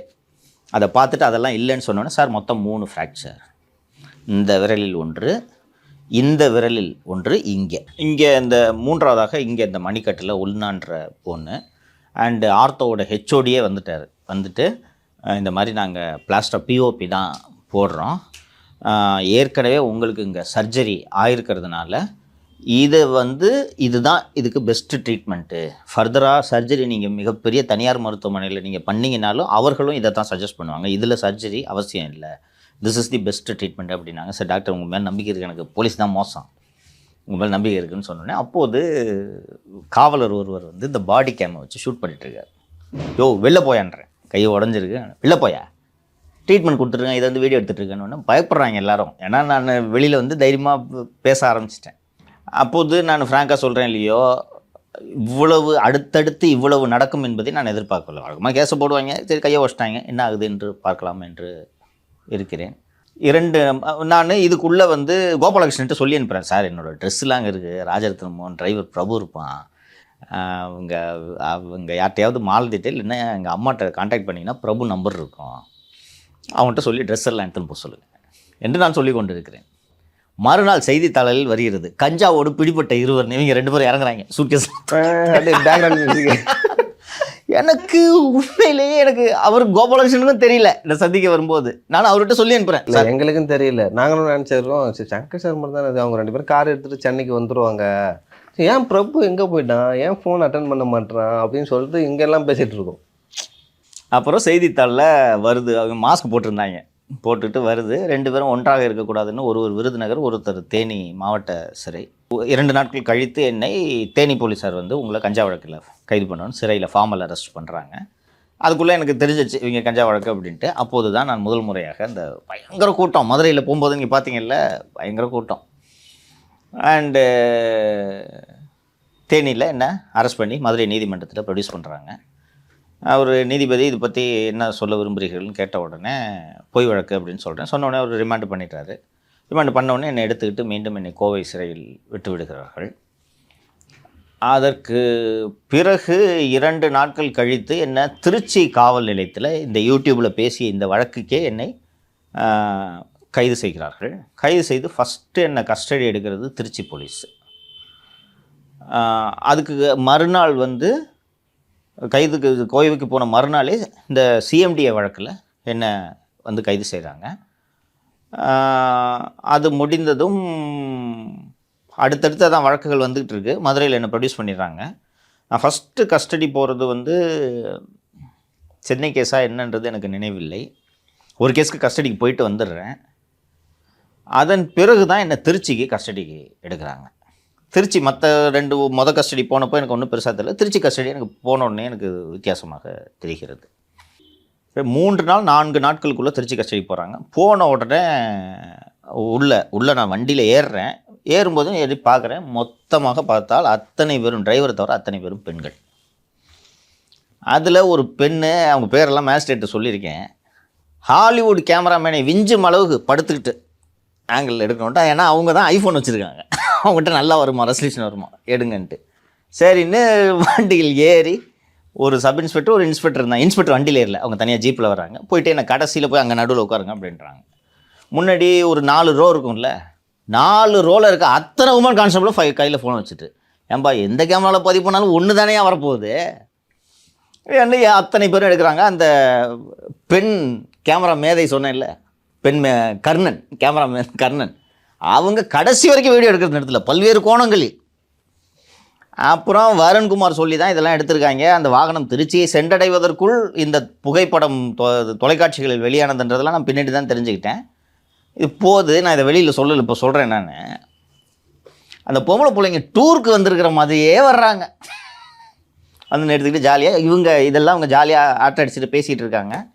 பேசிக்கிட்டு இருக்கும்போது இந்த வீடியோ எடுக்கிறது மட்டும் அந்த பெண் நிறுத்தவே இல்லை. அதில் என் மீது பின்னால் வந்து திருச்சியில் புகார் கொடுத்த ஒரு உமன் எஸ்ஐ, பேர் மறந்துட்டேன் நான், அவங்க தான் பக்கத்தில் உட்காந்துருக்காங்க. இதற்குள் வந்து இந்த 2 நாட்களுக்குள் பல கோடி ரூபாய் சொத்துக்களை உங்கள் பெயரில் நான் வாங்கியிருக்கிறேன் என்று ஊடகங்கள்லாம் வந்துருச்சு போல இருக்குது. அண்டு வந்து 2 பேரோட தனிப்பட்ட வாழ்க்கையை பற்றிலாம் நிறைய வீடியோஸ் வந்திருக்கு போல இருக்குது. வெளியில் சொல்ல முடியாது, அவ்வளவு ஆபாச பேச்சு. நீங்கள் பெண் போலீஸார் இப்படிலாம் பேசுவாங்களான்றது உங்களுக்கெல்லாம் நீங்கள் கேள்விப்பட்டால் நம்ப முடியாது. அவ்வளவு பேச்சு உங்கள் மாலதியும் என்னையும் தொடர்படுத்தி இந்த சமூக வெளியில் சமூக ஊடகங்களில் வந்திருக்கக்கூடிய அந்த எல்லா செய்திகளையும் பண்ணிவிட்டு அவ்வளவு பேச்சு. நானும் இப்படி பண்ணுவாங்கன்னு நினச்சிட்டு கரெக்டாக வந்து வண்டி வந்து கொஞ்சம் தூரத்தில் பொங்கலூர் போகுது. பொங்கலூருக்கு போனோடனே பிரேக்ஃபாஸ்ட் சாப்பிட்றதுக்காக வண்டி நிற்கிறது. வண்டி நின்ன உடனே இந்த sub inspectors, special sub inspectors இறங்கிட்டு கை கழுவுறது, சாப்பிட்டு முடிச்சுட்டு கை கழுவுறதுக்கு இறங்கிடுறாங்க. டூர் போகிற மாதிரி வந்தாங்கன்னு சொன்னேன்ல, ஒரு ஜீப்பில் சாப்பிட்றதுக்கு தீனி, பன்னு, கேக்கு எல்லாத்தையும் ஒரு டப்பாவில் வாங்கி வச்சுட்டு அவங்க பாட்டுக்கு தின்னுட்டுருக்காங்க. ஒருத்தன் இருக்கிறானே, ஒரு ஃபார்மாலிட்டிக்கு கேட்போம். நான் ஒன்றும் அந்த கேக்குக்கு அலைஞ்சதுக்காக கேட்கல. ஒரு மனுஷன்னு ஒருத்தன் இருக்கானே, சாப்பிட்றியாப்பா, ஒரு வார்த்தை கேட்கல. பிக்னிக் போனால் எப்படி போவாங்க, அது மாதிரி ஜாலியாக தின்னுக்கிட்டு அடிச்சுக்கிட்டு. அப்புறம் அந்த பொங்கலூரில் வண்டி நின்னோடனே, அதாவது ரோடு இப்படி மெயின் ரோடு இருக்குது, கிளை ரோடு மாதிரி ஒன்று பிரியுது. அந்த இடத்துல போய் வண்டியை நிறுத்திட்டு கை கழுவுறதுக்கு அவங்கெல்லாம் இறங்கிடுறாங்க. இறங்கின உடனே டிரைவர் வண்டியை யூ-டர்ன் போடுறதுக்காக அவங்க நின்று கை கழுவிட்டு இருக்காங்க. வண்டியை யூ-டர்ன் போடுறதுக்காக வண்டியை டிரைவர் கொஞ்சம் தள்ளி அந்த ரோட்டில் போகிறாரு. இதெல்லாம் திட்டமிட்டு நடக்கிறது. போகிறாரு ஒரு தூரம். வண்டி போன உடனே இந்த உமன் கான்ஸ்டபிள்ஸ்லாம் எந்திரிச்சிட்டாங்க. எந்திரிச்சு, சார் கொஞ்சம் கண்ணாடியை கட்டுங்கன்றாங்க. நான் எதுக்குன்ட்டு இப்படி கண்ணாடி கட்டுறேன். டப்பன்னு அடிக்கிறாங்க தலையில். நான் குனிஞ்சுக்கிறேன், இப்படி அடிபட்டுக்கூடாதுன்னு கையை இப்படி வச்சுக்கிட்டு நான் குனிஞ்சுக்கிறேன். அந்த இப்படி வளைஞ்சு கேமரா எடுத்துச்சுல்ல, அந்த பொண்ணு கை பிடிச்சி டப்புன்னு முறுக்கிச்சு. அது ஃப்ராக்சர் ஆகி 3வது நாளோ என்னமோ வலி கொஞ்சம் கூட குறைய பட்டுன்னு பிடிச்சி முறுக்கிச்சு. நான் அப்புறம் எனக்கு வலிக்குது மேடம், நான் ஹாஸ்பிட்டல் கூப்பிட்டு போங்க நான் தொடர்ந்து சொல்லிக்கிட்டு இருக்கேன். இவங்க ஏன்ப்பா பீடி கிடிலாம் பிடிப்ப போல இருக்கேன், நீ பீடி வேணுமா, சிகரெட் வேணுமா, கொஞ்சம் பொறுத்துக்கப்பா, போய்டும் சரியாயிடும்னு சொல்லிட்டு வராங்க. எனக்கு தெரியும், நான் போய் அப்படி நான் கோர்ட்டில் சொல்ல போகிறேன், எனக்கு தெரியும், மேஜிஸ்ட்ரேட்டை சொல்லுவேன்ட்டு. இதுக்குள்ளே Felix was arrested from Delhi, அதே கேஸில், திருச்சி கேஸில். அப்புறம் என்னை கொண்டு போகிறாங்க. நான் அங்கேயும் போய்ட்டு வலிக்குதுன்னு சொல்லிட்டு இருக்கிறேன். இவங்க இதோட சீரியஸ்னஸ் அவங்களுக்கு தெரியல. எஸ்பி வரும்னு சொல்லியிருக்காரு, அஷ்டம். வீடியோ ஃபோட்டோ எடுத்து அனுப்ப சொன்னார். அந்த அளவுக்கு வந்து ரசிச்சுட்டு இருக்காரு. அதெல்லாம் பார்த்துட்டு இதை பண்ணு இன்ஸ்ட்ரக்ஷன் கொடுத்துருக்காரு. அப்புறம் சென்று என்ன மேஜிஸ்ட்ரேட் முன்னாடி போய் அங்கே நிப்பாடுறாங்க. போகணுன்னு சொன்னேன். Madam, I was attacked during டிரான்சிட்னு சொல்லிட்டு சொன்ன உடனே அந்த அம்மா, அங்கே வந்து ஏகப்பட்ட கூட்டம் இருக்குது. சொன்ன உடனே அந்த அம்மா take him to medical treatment இருந்துச்சு. அங்கே போன உடனே அந்த மருத்துவர்கள் நல்லா பார்த்துக்கிட்டாங்கன்னு சொன்னேன்ல, பட்டுன்னு பிளாஸ்டர் ஆஃப் பாரிஸை பிரிச்சுட்டு திருப்பி எக்ஸ்ரே எடுக்கிறாங்க. எடுத்து பார்த்துட்டு அந்த கொப்பளம்லாம் இருக்குல்ல, அந்த கொப்பளம்லாம் லேசாக அமுங்க ஆரம்பிச்சிருக்கு. பார்த்துட்டு, சார் ஒன்றும் ஆகலை, டேமேஜ் எதுவும் இல்லை கையில். ஏன்னா எனக்கு வலி அக்ரவேட்டாக இருக்குது. வலிக்கு உடனே படுக்க போட்டு இன்ஜெக்ஷன் போட்டாங்க. ஓவிரான் இன்ஜெக்ஷன் நினைக்கிறேன். உடனே இன்ஜெக்ஷன் போட்டுட்டு திருப்பி கொண்டு வந்து ப்ரொடியூஸ் பண்ணோன்னே அப்போ யாரும் நேம் பேட்ச்லாம் இல்லை. யார் உங்களை அடித்ததுன்னு கேட்குறாங்க. இதுக்குள்ளே எல்லாம் பறந்துட்டாங்க. நான் மேஜிஸ்ட்ரேட்டை கம்ப்ளைண்ட் பண்ணேன்னொன்னே எல்லாம் பட்டுன்னு பறந்துட்டாங்க. பறந்த உடனே மேஜிஸ்ட்ரேட் கேட்குறாங்க, யாருக்கெல்லாம் உங்களை அடித்தது அப்படின்னு சொன்ன உடனே கான்ஸ்டபிள்ஸ் எல்லாம் டியூட்டிக்கு வந்த ஆளுங்கள்லாம் வரிசையாக வாங்க அப்படின்றாங்க. வரிசையாக வர்றாங்க எல்லோரும் கான்ஸ்டபிள்ஸ்லாம். வந்தோன்னே உன் பேர் என்ன அப்படின்னு கேட்டுக்கிட்டு எல்லாருடைய பேரையும் எழுதி விடுகிறார்கள். நான் அந்த கேமரா மேதை தான் கையை அதிகமாக முறுக்கியது என்ற விவரங்களையெல்லாம் சொல்லிட்டு எல்லாருமே அடித்தாங்கன்னா, அந்த உமன் சப் இன்ஸ்பெக்டர் கேட்டாங்க, இவங்க அடித்தாங்களான்னா, இவங்க அடிக்கலை, பட் இதை ஓரலாக அப்யூஸ் பண்ணி இந்த பிரச்சனையை ஸ்டார்ட் பண்ணதே இவங்க தான் என்று நான் சொல்லிவிட்டேன். முடித்தோடனே அன்றைக்கே கஸ்டடி கொடுத்துட்றாங்க. நேம் பேட்ச் இல்லை அது கேட்டாங்களாங்க சார்? நேம் பேட்ஜ் இல்லைன்னா அதுக்குள்ளே வக்கீலாம் கத்த ஆரம்பிச்சிட்டாங்க. போலீஸ்னால் நேம் பேட்ச் இருக்குன்னு, இங்கே நேம் பேட்ச் இல்லை, அவங்க பேர் நம்பர்லாம் கேட்டு மேஜிஸ்ட்ரேட் ரெக்கார்ட் பண்ணிட்டாங்க எல்லாத்தையும். அப்புறம் உடனே கஸ்டடி கொடுத்துட்டாங்க. கஸ்டடி கொடுத்தவுடனே திருச்சியில் என்ன ராம்ஜி நகர் காவல் நிலையத்தில் என்னை அழைத்து செல்கிறார்கள். ராம்ஜி நகரில் லாக்கப்பில் படுக்க வச்சுருக்காங்க. முல்லை சுரேஷ் அட்வொகேட் அங்கே வந்து அவர் அப்பியர் ஆனார். லாக்கப்பில் என்ன ஒரு நாள் கஸ்டடி கொடுத்தாங்க, லாக்கப்பில் படுக்க வச்சுருக்காங்க. இந்த வாகனத்தில் வந்தாங்கல்ல, இதே பெண் காவலர்கள் இரவு எனக்கு பாதுகாவல். அப்புறம் கொடிலிங்கம்னு நினைக்கிறேன் அடிஷ்னல் எஸ்பி. கொடிலிங்கம் அடிஷ்னல் எஸ்பி தான், அதுக்கு ஐஓ. கொடிலிங்கம் வந்து அவர் தான் விசாரணை அதிகாரி. அந்த ஆர்டரில், ரிமாண்ட் ஆர்டரில் என்கிட்ட கையெழுத்து வாங்குவாங்க. அதில் இருக்குது ஒரு வரி, உடல் ரீதியாகவோ மன ரீதியாகவோ இவரை துன்புறுத்தக்கூடாதுன்னு இருக்குது. நான் அதை படித்து பார்த்துட்டு கையெழுத்து போட்டுக்கிட்டேன். போட்டோடனே போயிட்டு லாக்கப்பில் படுத்துருக்கேன். போலீஸ் டிபார்ட்மெண்ட் ஒரு டிசிப்ளின்டு ஃபோர்ஸ் அப்படின்றது உங்களுக்கு தெரியும். அவர் கொடிலிங்கம் வந்து என்னை எக்ஸாமின் பண்ணதுக்கு எனக்கு ஸ்டேட்மெண்ட் போட்டுட்டு அங்கே உட்காந்துட்டு இருக்காரு, டிக்டேட் பண்ணிட்டு இருக்காரு. ஒரு கான்ஸ்டபிளோ யாரோ ஒருத்தவங்க டைப் பண்ணிகிட்ருக்காங்க. கொஞ்சம் தூரத்தில் அந்த இடத்துல நான் லாக்கப்பு, நான் படுத்திருக்கேன். பக்கத்தில் பெஞ்சு போட்டு இந்த காவலர்கள்லாம் உட்காந்துருக்காங்க. பெஞ்சில் உட்கார்ந்துருக்கிறார்கள். இந்த தண்ணி குடிக்கிறது செம்பு இருக்கும்ல, தண்ணி பித்தளை செம்பு இருக்கும்ல, இந்த பித்தளை செம்பு எடுத்து டம்முன்னு போடுறது. நான் படுத்திருக்கேன், தூங்கிடக்கூடாதுல்ல, நான் 2 நாளாக தூங்கலை, வலியில் நான் அந்த இன்ஜெக்ஷன்லாம் போட்டதில் நான் தூங்க தொடங்குறேன், டம்முன்னு போடுறது. அங்கே உட்காந்துக்கிட்டு அசிங்கமாக பேசுறது, மாலதி பற்றி, என்னை பற்றி, அம்மாவை பற்றி. பக்கத்தில் அடிஷனல் எஸ்பி உட்காந்துருக்காரு. அப்புறம் அதையும் மீறி ஒரு தூங்கிட்டா, நான் கண்ணை திறக்கவே இல்லை, அதையும் மீறி தூங்கிட்டா திருப்பி டம்முன்னு போடுறது செம்பு போட்டு விளையாடுறாங்க. உங்களுக்கு அவர் அடிஷ்னல் எஸ்பி, இவங்க சாதாரண கிரேட் 2 கான்ஸ்டபிள். ஒரு அடிஷ்னல் எஸ்பி முன்னாடி இதை பண்ணுறது இவங்களுக்கு தைரியம் எப்படி வரும்? அப்போ எஸ்பி, டிஸ்ட்ரிக்ட் எஸ்பி சொல்லியிருக்காரு, அதனால் அவர் பொறுத்துட்ருக்கார். எந்திரிச்சு நேராக ஏடிஎஸ்பிட்ட போனேன். இங்கே பாருங்கள் சார், உங்கள் கஸ்டடியில் என்ன விட்ருக்காங்க, உடல் ரீதியாகவும் மன ரீதியாகவும் துன்புறுத்தக்கூடாதுன்னு போட்டிருக்கு. என்ன பண்ணிட்டுருக்கான்னு பார்த்தீங்க, நாளைக்கு மேஜிஸ்ட்ரேட்டை ப்ரொடியூஸ் பண்ணும்போது சொல்லுவேன், நீங்கள் கொடுமைப்படுத்துறீங்கன்னு சொல்லுவேன். அவருக்கு சீரியஸ்னஸ் தெரியுது. சொன்னால் என்ன பண்ணும், கவனிருமா அப்படின்னாரு. அப்புறம் இந்த சொம்பு போடுறதெல்லாம் நிறுத்திட்டாங்க. நிறுத்தின உடனே அங்கே அந்த கஸ்டடி முடிஞ்சிட்டு அன்னைக்கு வெளியில் வந்த பிறகு நான் தெரிந்து கொண்டது என்னவென்றால், அன்று இரவு எனக்கு உணவில் விஷம் கொடுப்பதற்கு திட்டம். ஃபஸ்ட் அங்கே ராமநாதபுரத்தில் அட்டெம்ப்ட் முடிஞ்சிச்சா, எனக்கு உணவில் விஷம் கொடுப்பதற்கு அன்று திருச்சி கஸ்டடியில் சங்கர் சோழியம் முடிக்கணும், சம்திங் இன் ஃபுட்டு டிசைட் பண்ணியிருக்காங்க. இது வெளியில் மேல் மட்டத்தில் தகவல் பரவி இருக்கிறது. மாலையே அன்னைக்கு ஒரு பகலில் என்னை கஸ்டடி எடுத்த உடனே இந்த நியூஸ் பரவுது.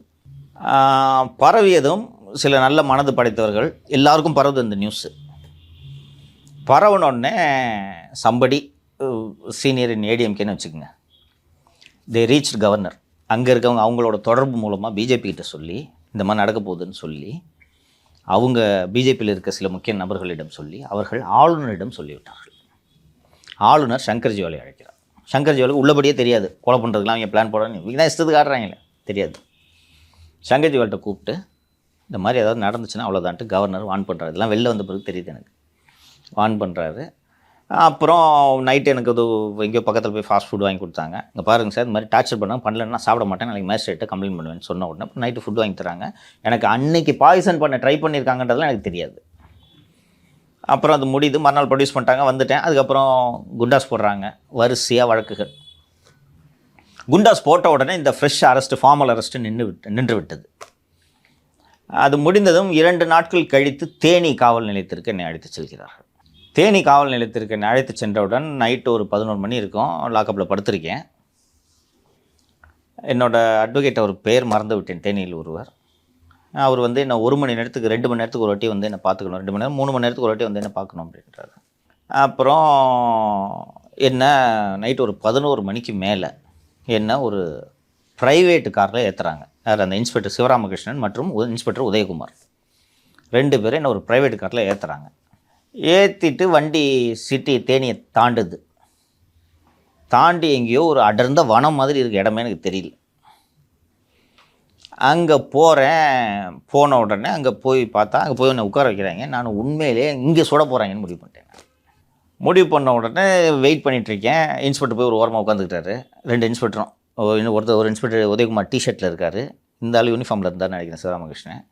போய் அவங்க இங்கே தனித்தனியாக உட்காந்துக்கிட்டாங்க. இன்னொரு இடத்துல உட்கார வச்சுட்டாங்க. கூட 2 கான்ஸ்டபிள் இப்படி போட்டுட்டாங்க. ஒரு 1 மணி நேரம் ஆச்சு, 2 மணி நேரம் ஆச்சு. மாஸ்க் போட்டுக்கொண்டு ஒரு உருவம் வருகிறது.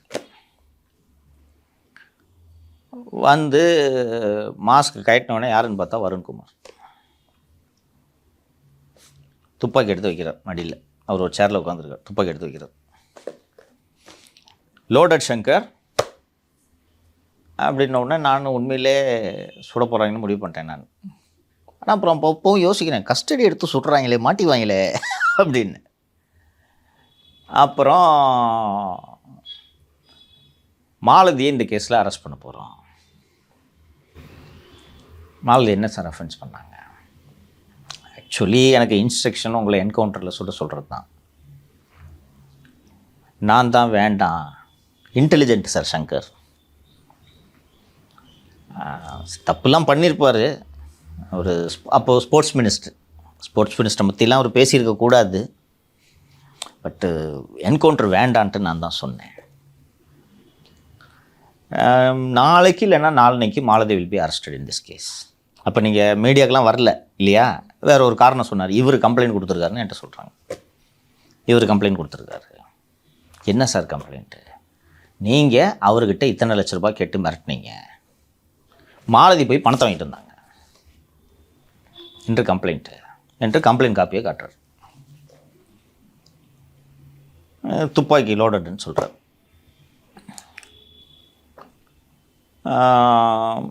ஃபோனை நீங்கள் திறந்து கொடுத்துட்டிங்கன்னா நாங்கள் மாலதி அரெஸ்ட் பண்ணாமல் நிறுத்துகிறோம் அப்படின்றாங்க. ஃபோன் உள்ள தான் என்னோடய எல்லா இன்ஃபர்மேஷனும் இருக்குன்றது எனக்கு தெரியும். எனக்கு வேறு வழி இல்லை. சரின்னு ஃபோனை ஓப்பன் பண்ணி தர்றேன். என்னோடய ரெகுலர் நம்பர் ஓப்பன் பண்ணி தர்றேன்.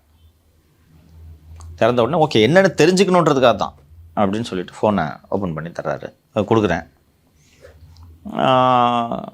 கொடுத்துட்டு அதுக்கப்புறம் ஒரு 20 நிமிஷம் 15 நிமிஷமாக போய் யார்கிட்டயோ ஃபோனில் பேசுகிறாரு. இது பண்ணிக்கிறாரு. என்னோடய நம்பரை மாற்றிட்டு அந்த பாஸ்கோட் இருக்குல்ல 6 டிஜிட் பாஸ்கோடு ஐஃபோனில் அதை மாற்றிட்டு 1 2 3 4 5 6ன்னு பாஸ்கோடை மாற்றுறாரு. எனக்கு வெளியே இருக்கக்கூடிய என்னோடய நண்பர்கள்லாம் பின்னாடி வந்து சொன்னாங்க, சங்கர் ஜெயிலில் இருக்கான். அதை ஃபோனை ஆன் பண்ணால் வாட்ஸ்அப்பில் இண்டிகேஷன் வரும் போல இருக்குது. வாட்ஸ்அப்பில் இதில் இண்டிகேஷன் வரும் போல இருக்குது. Phone on. குரூப்லேருந்து வெளியில் போகிறாரு. நான் இருந்த ஜேர்னலிஸ்ட் குரூப்லாம் 2-3 குரூப்லேருந்து வெளில போகிறாங்க. நியூஸ்மெண்ட்லேருந்து தனியா சொன்னாங்க, சங்கர் நானே சந்தேகப்பட்டேன், எப்படி நீ கஸ்டடியில் இருக்கும்போது உன் ஃபோன் ஓப்பன் ஆகுதுன்ட்டு. இவர்களுக்கு ஆஃபீஸ் நம்ம சவுக்கு மீடியா குரூப்லேருந்து வெளில போனீங்க ஜூன் 14 15 அந்த டேட்ல மேப்பா மேவா இல்ல 10 நாள்ல நடந்தது இந்த கஸ்டடி. இதெல்லாம் கஸ்டடி நடந்துச்சு. பட் அவர் லெஃப்ட் ஆனது வந்து ஜூன். அதான் ஃபோன் எடுத்து கையில் வச்சுக்கிறாங்கப்பா. அதுக்கப்புறம் அவங்க இஷ்டத்துக்கு என்னென்னமோ பண்ணிட்டு இருக்காங்க. நான் ஓப்பன் ஆகிடுச்சு ஃபோனு. எந்த அளவுக்கு இவர்கள் கீழ்த்தரமானவர்கள் என்றால் 20 வருஷமாக யூஸ் பண்ணிட்டு இருக்க மெயில் ஐடி, ஒரு மெயில் ஐடிக்கு ரெக்கவரி ஃபோன் நம்பர் இருக்கும் இல்லையா? ரெக்கவரி ஃபோன் நம்பர்லாம் மாற்றிட்டாங்க. ஐக்ளோட ஓப்பன் பண்ணி ஐக்ளோட பாஸ்வேர்டை மாற்றி இப்போ சேஞ்ச் பாஸ்வேர்டும் கொடுத்தா ஓடிபி ஒன்று வரும்ல. ஃபோனு கையில் இருக்குது, ஓடிபி வச்சு மாற்ற முடியாதா? மாற்றிவிட்டு அதில் இருந்த புகைப்படங்களை எல்லாத்தையும் ஐக்ளோட்லேருந்து பேக்கப்லேருந்து டவுன்லோட் பண்ணி அந்த புகைப்படங்கள் தான் மாலதியோடு இருந்த புகைப்படங்கள் வெளியே இருந்தது. இப்போ நம்ம ஆஃபீஸ் யூடியூப் சேனல் அஃபிஷியல் அக்கௌண்ட்டை டெலிட்டே பண்ணிட்டாங்க இல்லையா? டெலிட்டே பண்ணிட்டாங்க. அண்டு இதெல்லாம் நடந்தது. அதுக்கு பிறகு நடந்ததுலாம் உங்களுக்கு தெரியும். ஒரு கஸ்டடியில் அக்யூஸ்டோட ஃபோனை சீஸ் பண்ணால் நீ அதை கோர்ட்டில் ஒப்படைக்கணும். கோர்ட்டில் ஒப்படைக்காமல் நீ கோர்ட்டில் ஒப்படைத்திருக்க வேண்டிய ஃபோனை நீங்கள் எப்படி ஆக்சஸ் பண்ணுறீங்கன்ற அச்சம் கூட உங்களுக்கு இல்லை. யார் சங்கரோடு பேசுவது? அதற்கு பிறகு ஒரு நாள் கஸ்டடிக்கு போகிறேன். அந்த ராம்ஜி நகர் இன்ஸ்பெக்டரே என்னை வந்து சந்திக்கிறார். வேறு ஒரு ஸ்டேஷனுக்கு நான் கஸ்டடிக்கு போகும்போது வந்து பார்த்துட்டு எஸ்பி உங்களை பார்த்துட்டு அவர் சொன்னார், சார் நீங்கள் ஃபோனை திறந்து கொடுத்தது ரொம்ப உதவிகரமாக இருக்குது, மாலதியை கைது பண்ண மாட்டோன்னு உங்கள்கிட்ட சொல்ல சொன்னார். உங்களுக்காக அவர் உயரதிகாரிகளிடம் கடுமையாக போராடி மாலதியை கைது செய்ய வேண்டாம் என்று வலியுறுத்தி பற்றி 2-3 பிட்டு சேர்த்து போடு அப்படின்னா அந்த மாதிரி போட்டிருக்காரு ராம்நகர் இன்ஸ்பெக்டர். சொல்ல சொன்னார் சார். வருண்குமார் ஐபிஎஸ் அவர் தான் சொல்ல சொன்னார் sir. Varun Kumar IPS Ramnagar inspector சொல்லி ஆமாம் இந்த மாதிரி ரொம்ப போராடி இருக்காரு உங்களுக்காக. அவங்க எப்படியாவது, அதுவும் எப்படி சொல்கிறது, எப்படி அருணும் வந்து மாலதி அரெஸ்ட் பண்ணியே தீரணும் என்று ஒற்றை காலில் நின்றார். ஆனால் வருண் தான் குறுக்க பூந்து என்ன மீறி நீங்கள் யாரும் பண்ண முடியாது என்று தடுத்திருக்கிறார் அப்படின்னு சொன்னாங்க. நான் ஃப்ராங்காக சொல்கிறேன், நான் சிறையில் இருக்கிறேன், மாலதி அரெஸ்ட் பண்ணி ரிமாண்ட் பண்ணி தானே எனக்கு எப்படி இருக்கும்? சிறையில் இருந்துக்கிட்டு ஒரு கையறு நிலை இருக்காதா? ஆமாம். அப்புறம் காப்பாற்றினேன்னு சொன்ன உடனே சரி எனக்கு தெரியும் உருட்டுறாங்கன்றதுலாம் எனக்கு தெரியும், இருந்தாலும் சரி அட்லீஸ்ட் ஐ சேவ்ட் மாலதி. அதற்கு பிறகு நடந்தது உங்களுக்கு தெரியும். இங்கே சென்னையிலேருந்து வந்து குண்டாஸ் சர்வ் பண்ணாங்க. அப்புறம் சென்னை உயர்நீதிமன்றத்தை அணுகியது. அதற்கு பிறகு உச்சநீதிமன்றம் எனக்கு வந்து குண்டாஸ்லேருந்து லீவ் கொடுக்கணும் என்று உத்தரவிடுகிறது. அங்கே லீவ் கொடுத்த உடனே நான் சிறையிலேருந்து வெளியே வரணும். லீவ் கொடுத்துட்டாங்க குண்டாஸில். அந்த வழக்கு மாண்புமிகு நீதிபதி எஸ்.எம். சுப்பிரமணியம் அவர்கள் அமர்வில் வந்த உடனே ஃப்ரீடம் ஆஃப் எக்ஸ்பிரஷன் என்றால் என்ன, கான்ஸ்டியூஷன் என்ன சொல்லுதுன்றதுக்கு இன்றைக்கு வரைக்கும் அது என்றைக்குமே பியூட்டிஃபுல் ஜட்ஜ்மெண்ட் ஒன்று கொடுத்தாரு. அந்த குண்டாஸ் முடியுதுன்னு தெரிஞ்ச உடனே அடுத்தடுத்து இந்த 17 கேஸ் போட்டாங்கள்ல இந்த யூடியூபுக்கு, அந்த கேஸில் ரிமாண்டு ஸ்டார்ட் ஆகுது. ஒரு நாள் இருந்தால் நான் வெளியில் வந்திருப்பேன். இந்த ஒரு நாள் கேப்பில் இந்த பெண் காவலர்களை அவதூறாக பேசுகிட்டு ஊட்டியில் கஸ்டடி எடுக்கிறாங்க. ஊட்டியில் கஸ்டடி எடுத்து அவினாஷி சப்ஜெக்டில் என்ன வைக்கிறாங்க. அவினாஷி சப்ஜெக்டில் வந்து இன்னொரு கேஸில் கஸ்டடி எடுக்கிறாங்க, பெரம்பலூரோ ஏதோ சம்திங் எடுக்கிறாங்க. அதற்கு அடுத்து கன்னியாகுமரி 20 நாள் புழலுக்கு. அதுக்குள்ளே நடுவில் சொல்ல மறந்துட்டேன்ல, ஜஸ்ட் ஜிஆர் சுவாமிநாதன் ஒரு விடுமுறை அமர்வில் வர்றாரு, மே மாதம் கோடை அமர்வில் வர்றாரு. அப்போது என்னை புழல் சிறைக்கு என்னை மாற்றணும் அப்படின்னு சொல்லிட்டு நான் வைத்த கோரிக்கையில் புழல் சிறைக்கு என்னை மாற்றுகிறார்கள். புழல் சிறையில் என்னை யாருடன் பேச விடாமல் தனியாக என்னை மட்டும் அடைச்சி பூட்டி வச்சு எவ்வளோ, அதாவது உங்களை பிரேக் பண்ணணும், அவ்வளவுதான். அண்ட் இங்கேயும் கடுமையாக தொல்லைகள் நடந்து கொண்டிருந்தது. அப்புறம் அந்த குண்டாசு இன்னும் பெரிய கதை, 5 மாதத்து கதை இல்லை. அப்புறம் உச்சநீதிமன்றம் சொல்கிறது, அப்புறம் சென்னை உயர்நீதிமன்றம் அந்த தீர்ப்பு கொடுத்த உடனே என்ன தமிழ்நாடு முழுக்க 20 நாள் இல்லையோ. அது நான் ஷியர் வில் பவராக எப்படி சர்வைவ் ஆனேன் அப்படின்றது எனக்கு தெரியல. நைட்டு 12 மணிக்கு ஒரு கஸ்டடி முடிஞ்சு வந்து படுப்பேன். காலையில் 6 மணிக்கு எழுப்பி அடுத்த கஸ்டடி கன்னியாகுமரிப்பா இங்கேருந்து. அப்புறம் கடைசியாக சொல்கிறேன், நீதித்துறைக்கு நன்றி. போய் அங்கே நான் சில இடங்களில் வழக்கறிஞர்கள் வந்து விடார்கள், சில இடங்களில் நானே ஆர்கியூ பண்ணுவேன். பாருங்கள் சார், இந்த கேஸில் இது 5வது கேஸு என்னை ரிமாண்டு பண்ணுறது. ஏற்கனவே ஒரு கேஸில் ரிமாண்டு பண்ணிட்டாங்க, எனக்கு பெயில் கிடச்சிருச்சு, ஆர் ரிமாண்ட் ரிஜெக்டட். இந்த கேஸில் 5வது முறை என்னை ரிமாண்டு பண்ணுறாங்கன்னு நீதித்துறை நடுவர்களே வந்து remand rejected, released on own bail. இது போல் சில நீதித்துறை நடுவர்கள் அந்த காவல்துறை அதிகாரிகள் முகத்தில் பதட்டத்தை பார்க்கணும், ஐயோ போச்சே ரிமாண்ட் ரிஜெக்ட் பண்ணிட்டாங்களேன்ட்டு. சரி, இது போல அடுத்தடுத்து நான் கஸ்டடிக்கு போயிட்டுருக்கேன். திடீரென்று ஒரு நாள் காலையில் 4 மணிக்கு என்னை எழுப்பி உங்களை மதுரை பிரிசனுக்கு ட்ரான்ஸ்ஃபர் பண்ணிட்டாங்க. என்னென்னா லேக் ஆகுது. ஏன்னா ஒரு ஊரில் ரிமாண்டு முடிச்சுட்டு கொண்டு வந்து சென்னைக்கு வந்து விட்டுட்டு மறுநாள் தானே கஸ்டடி எடுக்க முடியுது. இந்த ட்ராவல் டைம் வேஸ்ட் ஆகுது. ஸோ மதுரையில் கொண்டு போய் என்ன போட்டால் சவுத்தில் இருக்க ஸ்டேஷனில் பூரா கூட்டு போகலாம்ல. அதனால் மதுரைக்கு என்னை கொண்டு வந்து போடுறாங்க. மதுரையில் வந்து சிவகங்கை கோர்ட்டு கொண்டு போகிறாங்க. சிவகங்கை கோர்ட்டில் உடனடியாக ரிமாண்ட் ரிஜெக்டடு. அங்கே சிவகங்கை கோர்ட்டை முடிச்சுட்டு வர்றேன், 2வது குண்டா சர்வ் பண்ணுறாங்க. அதுக்கப்புறம் அந்த 2வது குண்டா சர்வ் பண்ணோன்னே ரிமாண்ட் நின்றுருக்கு. முடித்து விட்டு அதுக்கப்புறம் அந்த 2வது குண்டா அதுக்குள்ளே நிலுவையில் இருக்கக்கூடிய வழக்குகள் எல்லாம் ஜாமீன் பெற்று விடுகிறோம். குண்டாஸ் மட்டும் இருக்கேன், நான் வெறும் குண்டாஸில் மட்டும் டீட்டெயின் ஆகி இருக்கிறேன். உச்சநீதிமன்றத்தில் இந்த வழக்கு விசாரணைக்கு இன்று வரும் நாளை வரும் என்று காத்திருக்கிறோம். அந்த நேரம் பார்த்து நமது வழக்கு வந்து தலைமை நீதிபதி திரு சந்திரசூட் அவர்கள் அமர்வு முன்பு வந்திருந்தது. அப்போது இந்த மேற்கு வங்கத்தில் ஒரு பெண் மருத்துவர் மீதான பாலியல் துன்புறுத்தல் கொலை வந்ததுன்னா அது காலையில் விசாரணைக்கு வந்தால் சாயங்காலம் வரைக்கும் ஓடும். அந்த கேஸ் ரீச் ஆகாமல் போயிடுச்சு. அதற்கு பிறகு உச்சநீதிமன்ற நீதிபதி மாண்புமிகு திரு பர்திவாலா அவர்களின் அமர்வு முன்பு இது விசாரணைக்கு வந்தபோது இல்லை, அவர் ஸ்பெஷல் பெஞ்ச் போட்டு சிஜே போடுறாரு. ஸ்பெஷல் பெஞ்சை போட்ட உடனே ஏண்டா நாங்கள் உங்களை வந்து ஒரு குண்டாசை ஒரு யூடியூப்பில் பேசுனதுக்கு எதுக்கு இப்படி பண்ணுறீங்கன்னு கேட்டு நாங்கள் அந்த குண்டாஸை ரத்து பண்ணோன்னா நீ 2வது குண்டாஸ் போட்டு அது வந்து தூக்கிட்டு வர்ற அப்படின்னு சொன்ன உடனே பின்னாடி வெளியில் வந்து நான் அந்த வீடியோவை பார்த்தேன். ஜட்ஜு இது இவங்க ஸ்டேட்டு போய் சொல்கிறாங்க வி ஆர் வித்ட்ரான் தி குண்டாஸ் அப்படின்றாங்க. அதுக்கு நடுவில் போர்டு வருது, நான் அதை சொல்லிடுறேன். இந்த குண்டாஸ் போட்டிங்கன்னா ஆலோசனை குழுமம் வரும்ல, இங்கே சென்னையில் ஆலோசனை குழுமம் என்று ஒன்று இருக்கும். அங்கே வழக்கறிஞர்கள் வாதாட முடியாது, நீங்களோ உங்கள் உறவினர்களோ வாதாடலாம். முதல் குண்டாஸ்க்கு ரிவ்யூ போர்டுக்கு வரும்போது ஜஸ்டிஸ் அக்பர் அலி, இன்னொரு 2 மோகன்ராம், ஜஸ்டிஸ் மோகன்ராம், இன்னொரு லேடி ஜட்ஜு, இவர்கள் அங்கே இருந்தார்கள். நான் இந்த வழக்கு தரவுகள் எல்லாத்தையும் தீர்ப்புகள் எல்லாம் வந்து வழக்கறிஞர் ராஜ்குமார் கொடுத்துருந்தார். ஸோ நான் அதில் போய் ரொம்ப விரிவாக கிட்டத்தட்ட 20 நிமிஷம் ஆங்கிலத்தில் வாதாடினேன். நான் எல்லாத்தையும் கேட்டுக்கிட்டு கன்ஃபார்ம்னு எழுதியிருந்தாங்க. சரியா, கன்ஃபார்ம்னு எழுதின உடனே சரின்ட்டு 2வது முறை போர்டுக்கு கூப்பிட்டு போகிறாங்க. நீங்கள் அப்போ தான் என்னை வந்து பார்த்தீங்க கலெக்டரேட்டில் இல்லையா. 2வது முறை கூப்பிட்டு போன உடனே அக்பர் அலி மட்டும் சிரிச்சார் என்னை பார்த்த உடனே. நான் எடுத்த உடனே இந்த ஆலோசனை குழுமம் மீது எனக்கு துளியும் நம்பிக்கை இல்லை என்று தொடங்கினேன். யூ கேன் கோ அப்படின்னு அந்த அம்மா. எனக்கு என்னென்னா நீ எப்படி கன்ஃபார்ம் பண்ண போகிற, உன்ட்ட எதுக்கு மதிச்சு ஆர்கியூ பண்ணா, இப்படி தான் ஆர்கியூ பண்ணி நீங்கள் அரசின் கூலிப்படை என்று சொல்லலாம் என்று இருந்தேன். அதுக்குள்ளே நம்ம நீ வெளில போகிறது எனக்கு பயம்லாம் இல்லை. அங்கே ராஜ்குமார் இருந்தார், இன்னும் மற்ற வழக்கறிஞர்கள்லாம் சொல்லி அனுப்பிச்சாங்க. இருந்தாலும் நீங்கள் கொஞ்சம் உங்கள் வாதத்தை எடுத்து வைங்க சார். எனக்கு நம்பிக்கை இல்லை சார், மேட்ரு சுப்ரீம் கோர்ட்டில் பெண்டிங்க, இவங்ககிட்ட எதுக்கு போய் நான் வாதாடணும் என்று தான் எனக்கு இருந்தது. வந்தேன், அன்னைக்கு மதுரைக்கு போகிறேன், மறுநாள் நான் விடுதலை என்று நினைக்கிறேன். நான் மறுநாள் நான் விடுதலை. வெளியே வந்தவுடன் தான் அந்த சொன்னேன், தந்தையின் நிழலில் வளர்ந்த போன்சாய் செடி என்று. இதுக்கு நடுவில் ஒரு 10-15 கேஸில் கஸ்டடிக்கு போனேன்ல, அந்த 10-15 இதுக்கு நடுவில் கரூர் கேஸு. இதெல்லாம் முடிஞ்ச உடனே கரூரில் இந்த விமன் கேஸு நின்றுச்சு. 2வது குண்டாஸ்க்கு முன்னாடி என்று நினைவு. கரூர் கேஸில் கஸ்டடி எடுக்கிறாங்க. என்ன கரூர் கேஸ் என்ன கேஸுன்னா, நம்ம ஆஃபீஸில் இருந்தார்ல விக்னேஷ் கரூரில் பிரியாணி கடை வைத்திருக்கும் ஒருவரிடம் 20 லட்சம் ரூபாய் கொடு என்று கேட்டு மிரட்டி அவரிடம் பணம் பறித்தார் என்று. ஏன்னா விக்கி வந்து ஸ்டாண்ட் வித் சவுக்கு அது இதுன்ட்டு போட்டு ஏதோ எழுதிட்டு இருந்தான். நீ அவனுக்கு ஆதரவாக இருக்கிறியா? கேஸ் போட்டான் ஹைகோர்ட்டில். குண்டாஸ் போடக்கூடாது, மீடியா நடத்த விடணும் அப்படின்னு ஒரு கேஸ் போட்டான்னு சொன்னோடனே அவனை அந்த கேஸில் அரெஸ்ட் பண்ணியிருந்தாங்க. அதில் என்ன கஸ்டடி எடுத்தாங்க. அந்த நீதிபதி எனக்கு 4 நாள் கஸ்டடி கொடுத்துட்டார். என்னை கஸ்டடி கொடுத்தது கரூர் டவுன் போலீஸ் ஸ்டேஷன் இன்ஸ்பெக்டர்கிட்ட. 4 நாள் கஸ்டடி என்று அவர்கள் சொன்னதும் கரூர் இன்ஸ்பெக்டர் என்னை கொண்டு போய் திருச்சியில் விட்றாரு. அதுக்குள்ளே நானும் வரும்னு ஃப்ரெண்ட் ஆகிட்டோம். அவர் தான் மாலதி காப்பாற்றிருக்கார் அல்லவா, நல்லவர் அல்லவா அவர்.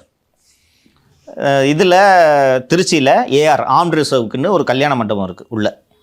அங்கே நல்லா வச்சுருந்தார் அவர், அதெல்லாம் சும்மா சொல்லக்கூடாது, நல்லா வச்சுருந்தார். டெய்லியும் வந்து KFC சிக்கன், பக்கெட் சிக்கன், படிப்பதற்கு புத்தகங்கள், 2 காவலர்கள், ஒரு நாளைக்கு 2 பாக்கெட் சிகரெட்டு வாங்கி கொடுத்து உட்காந்துட்டு நல்லா ஃப்ரெண்ட்லியாக தான் பேசுவார். நானும் அவர் மாற்றி தான் அடிப்பேன் சிகரெட்டை. ஒரு டேபிள் இருக்கும், அந்த பக்கம் வருண் உட்காந்துருப்பார், இந்த பக்கம் நான் உட்காந்துருப்பேன். ஃப்ரெண்ட் ஆகிட்டு அப்புறம் சொல்லுவார், ஏன் சங்கர் இப்படி சண்டை போட்டுட்ருக்கீங்க நீங்கள் என்னென்ன. 4 நாள் கஸ்டடினா டெய்லியும் நைட்டு இரவு வந்து 1 மணிக்கு 2 மணிக்கு தான் வருவார். வந்துட்டு காலையில் 6 மணி வரைக்கும் இது ஒரு உரையாடல் போல் நடக்கும். மிரட்டும் தொழிலெல்லாம் இல்லாமல் உரையாடல் போல் நடக்கும். இது என்ன சங்கர், அது என்ன சங்கர் பேசும்போது நான் ஜாலியாக ஃப்ரெண்ட்லியாக பேசுவேன். இப்படி பேசியதையெல்லாம் அவர் பதிவு செய்து வைத்து கொண்டிருக்கிறார். இந்த டேபிள் கீழே, சின்ன டேபிள், அதுக்கு கீழே ரெக்கார்டிங் டிவைஸ் வச்சு அவர் பேசிகிட்டு இருக்கார். அப்புறம் கடைசியாக வந்து சொல்கிறார், நீங்கள் ஸ்போர்ட்ஸ் மினிஸ்டருக்கு இனிமேல் நான் திமுக எதிராக பேச மாட்டேன்னு ஒரு வாய்ஸ் நோட் மாதிரி நீங்கள் ஒரு ரெக்கார்டு பண்ணுங்கள். இதை நான் காமிச்சு நான் உங்களுக்கு ஃபர்தர் கேசஸ் வராமல் நான் ரிலாக்ஸ் பண்ணுறேன் என்று சொன்னதும், இந்த 4 நாள் கஸ்டடியில் இருந்தாலும் இந்த 4 நாளில் இவர் மட்டும் விசாரித்தால் போதாது என்று இவர் மனைவி புதுக்கோட்டை எஸ்பி, ஒரு மனைவி புதுக்கோட்டை எஸ்பி, அவங்க ஒரு நாள் வந்து இவன் உண்மையை தான் சொல்கிறான், நான் இயல்பாக மனசில் இருக்கிறத பேசுகிறேன், ஓகேவா. ஸோ நான் இது கேட்டவுடனே இவர் தெரியுமானா, அவர் தெரியும் சார். இவர் உங்களுக்கு தகவல் கொடுப்பாரா சார்? அவருக்கு நான் தான் தகவல் கொடுப்பேன். அப்போது தான் இந்த மாதிரி பல்வேறு விஷயங்கள் நடக்கிறது. அதுக்கு பிறகு தான் ஊட்டி கஸ்டடிலாம் எடுக்கிறாங்க. வெளியே வந்த பிறகு தெரிந்து கொண்டேன், அதை பேசியதெல்லாம் கிட்டத்தட்ட 18 மணி நேரம் ரெக்கார்டிங். 4 நாள் கஸ்டடியில் 18 மணி நேரம் ரெக்கார்டிங். வருண்குமார் சங்கர் உங்கள் பேரை சொல்லிட்டான்னு வெளியே இருக்கக்கூடிய திமுக அமைச்சர்களிடம் சொல்லி பணம் வசூல் செய்திருக்கிறார். அவருக்கு பிடிக்காத அதிகாரிகள் எல்லாம் இருப்பார்கள் இல்லையா. இப்போ ஒரு லியோ, ஒரு IPS ஆஃபீஸர், என்றைக்காவது ஒரு நாள் அருண்கிட்டயோ வேறு யார்ட்டையோ சண்டை எடுத்துருப்பார்ல, அந்த ரெக்கார்டிங்கை போட்டு லியோ வந்து இப்படி பேசியிருக்கான்னு சொல்லிட்டு அவரை அடிச்சு காலி பண்ணுறது. இது மாதிரி சில IPS அதிகாரிகள் பந்தாடப்பட்டிருக்கிறார்கள். நேருகிட்ட கரெக்டாக அந்த நேரம் அமைச்சரவை மாற்றம் ஏதோ பேசப்பட்டு கொண்டு இருந்தது. ஆனால் உங்கள் பேர் இருக்குது, நேற்று வந்து இலாக்காவை பிடுங்க போகிறாங்கன்ட்டு போய்ட்டு ஏதோ ஒன்று சொன்னோன்னா அருண் நேரு கொண்டு வந்து 2 கோடி ரூபாய் கையில் கொடுத்துருக்காரு. வெளியில் நியூஸ் பூரா என்ன பரவுதுன்னா, சங்கர் இவர் பேரை சொல்லிட்டார், அவர் பேரை சொல்லிட்டார், இவர் பேரை சொல்லிட்டார்னு என்கிட்ட பேசிகிட்டு இருந்த அதிகாரிகள் பலருக்கெல்லாம் வந்து அஞ்சு நடுங்கியிருக்கிறார்கள். ஏன்ட்டா அவ்வளோ ஃப்ரெண்ட்லியாக பேசிக்கிட்டு சிகரெட்டு பிடிச்சிக்கிட்டு ஜாலியாக பேசிக்கிட்டு இருந்த ஆள் கரூர் இன்ஸ்பெக்டர்கிட்ட சொல்லி, எனக்கு யார் ஜேர்னலிஸ்ட்டில் யார் யார் தெரியும்ட்டு கேட்டிருப்பார். நான் ஒரு சில பேரை சொல்லுவேன், எனக்கு வந்து லியோ தெரியுங்க, அவர் IBCலேருந்து தெரியுங்கன்னு சொல்லியிருந்தேன்னு வச்சுக்கோங்க. லியோ எனக்கு முக்கியமான தகவல்கள் எல்லாம் கொடுப்பாருன்னா, அந்த கன்ஃபெஷன் இவரோட ஒப்புதல் வாக்குமூலம் வாங்குவாங்கல்ல, அக்யூஸ்டோட கன்ஃபெஷன் ஸ்டேட்மெண்ட் ஒன்று அவங்களாம் எழுதிப்பாங்கல்ல, அதில் யார் யாரெல்லாம் இவங்களுக்கு பிடிக்காத அவங்க பேர்லாம் எழுதிட்டாங்க. இன்னும் கரூர் ஸ்டேஷன் டாக்குமெண்ட்டில் அது இருக்குது. எவ்வளவு சில்லறைத்தனமானவர்கள் என்று புரிந்து கொள்ளுங்கள். அது முடிந்து வெளியில் வந்த பிறகு உங்களுக்கு தெரியும், குடியிருக்க வீடு இல்லை, போட்டுக்கிறதுக்கு ட்ரெஸ் இல்லை, அந்த டிஷர்ட்டு ட்ராக்ஸோடு வந்தேன். வந்து 1 மாதம் இங்கே வந்து பார்த்தீங்கன்னா ஹோட்டலில் தங்கியிருந்தேன். அப்புறம் ஒரு நாள் சர்வீஸ் அப்பார்ட்மெண்ட்டு. அதற்கு பிறகு வந்து லியோவுக்கும் அங்கேயும் வேலை கிடைக்கல, ட்ரை பண்ண கிடைக்கல இல்லையா. ஆமாம், கிடைக்கல. லியோ அப்புறம் இருந்தவர்கள் எல்லாம் ஃபஸ்ட்டு நான் வெளி சேனலில் தான் பேசிகிட்டு இருந்தேன். அண்ட் இன்னொன்று, கஸ்டடியில் இருக்கும்போது ஃபெலிக்ஸோடு போய் நீ இன்டர்வியூ செய்யக்கூடாது, ரெட்பிக்ஸில் போய் நீ இன்டர்வியூ செய்யக்கூடாது, நீ பேசாமல் இருக்கணும், ஜென்ரலாக பேசுங்க. சினிமா விமர்சனம்லாம் ஏன் செய்யக்கூடாது? எதுக்கு பொலிட்டிஷியன்ஸை பகச்சிக்கிறீங்க? இன்னும் எப்படி இருந்தாலும் இன்னும் அது வருண்குமார் சொல்கிறது, இன்னும் 20 வருஷத்துக்கு DMK திமுக வராங்கன்னா அப்படி பேச மாட்டான். எக்ஸாக்ட்லி லியோ, எனக்கு அதான் தோணுச்சு. இவங்கெல்லாம் மனசில் ஏன் கட்சிக்காரனா நீங்கள் நினச்சி. இன்னொன்று, அவரே நம்புறாரு, அதை அவர் நம்புறாரு. எனக்கு அதான் வியப்பு. மக்களை எப்படிப்பா நீங்கள் இவ்வளோ சாதாரணமாக ஸ்டாலின் பேசல நினைக்கலாம், உதயநிதி நினைக்கலாம், அது அவங்களோட விருப்பத்தை அவங்க நினைக்கிறாங்க. விருப்பம் அவங்களோட அவங்க கான்ஃபிடென்ட்டாக இருக்காங்கன்னு மக்களுக்கு தெரியப்படுத்துறாங்க. இருக்கு. இன்னொன்று அவங்களோட உள்மனது விருப்பம். நீ ஆபீசர்ப்பா, திமுகனா நீ. இன்னும் 20 வருஷத்துக்கு உங்களுக்கு ஒன்றுமே பண்ண முடியாது. நீ தான் எடப்பாடியை நம்பிட்டு இருக்க. கட்சி எப்படி உடச்சி போட போகிறாங்கன்னு சொல்லியிருந்தா கூட பரவாயில்ல, எப்படி உடச்சி போட போகிறோன்றத எனக்கு தெரியும். அப்போ தான் அவர் சாட்டை துரைமுருகன் கைதாகிறாரு. ஆனால் சாட்டை துரைமுருகன் நீங்கள் அரெஸ்ட் ஆன முன்னாடி வரைக்கும் உங்களுக்கு எதிராக தான் நியூஸ் போட்டிருந்தார். அவர் ஆக்சுவலாக அது வரைக்குமே வந்து உங்ககிட்ட உங்கள் சம்மந்தமான ஃபோட்டோஸு ஆடியோஸு எல்லாத்தையும் வந்து ஒரு சேனலில் போட்டுட்டு இருந்தார். இதெல்லாம் எடுத்து இவர் தான் ஃபீட் பண்ணுறாரு. ஆனால் அவருக்கு தெரியாது நம்ம வரப்போம், நாமளும் வரப்போகிறோம் அப்படின்னு. இது இந்த 5 மாத கால சிறைவாசம் நல்ல பாடங்களையும் கற்றுக் கொடுத்தது இல்லையோ. நம்ம கூடவே இருந்து உறவாடி கெடுத்தவர்கள் எத்தனை பேர் என்பதையும் அடையாளம் காட்டியது தானே. நம்ம ஆஃபீஸில் வேலை செஞ்சவங்க எத்தனை பேர் நமக்கு எதிராக வேலை செஞ்சுருக்காங்க. நம்ம ஆஃபீஸில் இன்றைக்கி மட்டும் இல்லை, அன்றைக்கும் நான் ஸ்டாஃப் எப்படி நடத்தினது உங்களுக்கு தெரியும். மாலதி தான் புதுசு. ஸ்டாஃப் எப்படி ஒரு டீமாக எப்படி இருந்தோம், ஒரு ஃபேமிலி மாதிரி இருந்தோன்றது தெரியும். அவர்கள் போய் எப்படி காவல்துறைக்கு தகவல் கொடுத்தார்கள்ன்றதெல்லாம் எல்லாமே அனுபவம் தானே. அது எல்லாமே ஒரு பாடம் தானே. சரின்னு வெளியில் வந்து அதுக்கப்புறம் போய் ஒரு ரெட்ஃபிக்ஸ்லேயும் ஒரு 4th எஸ்டேட்லேயும் பேசிகிட்டு இருந்தால் அங்கேயும் தொல்லை.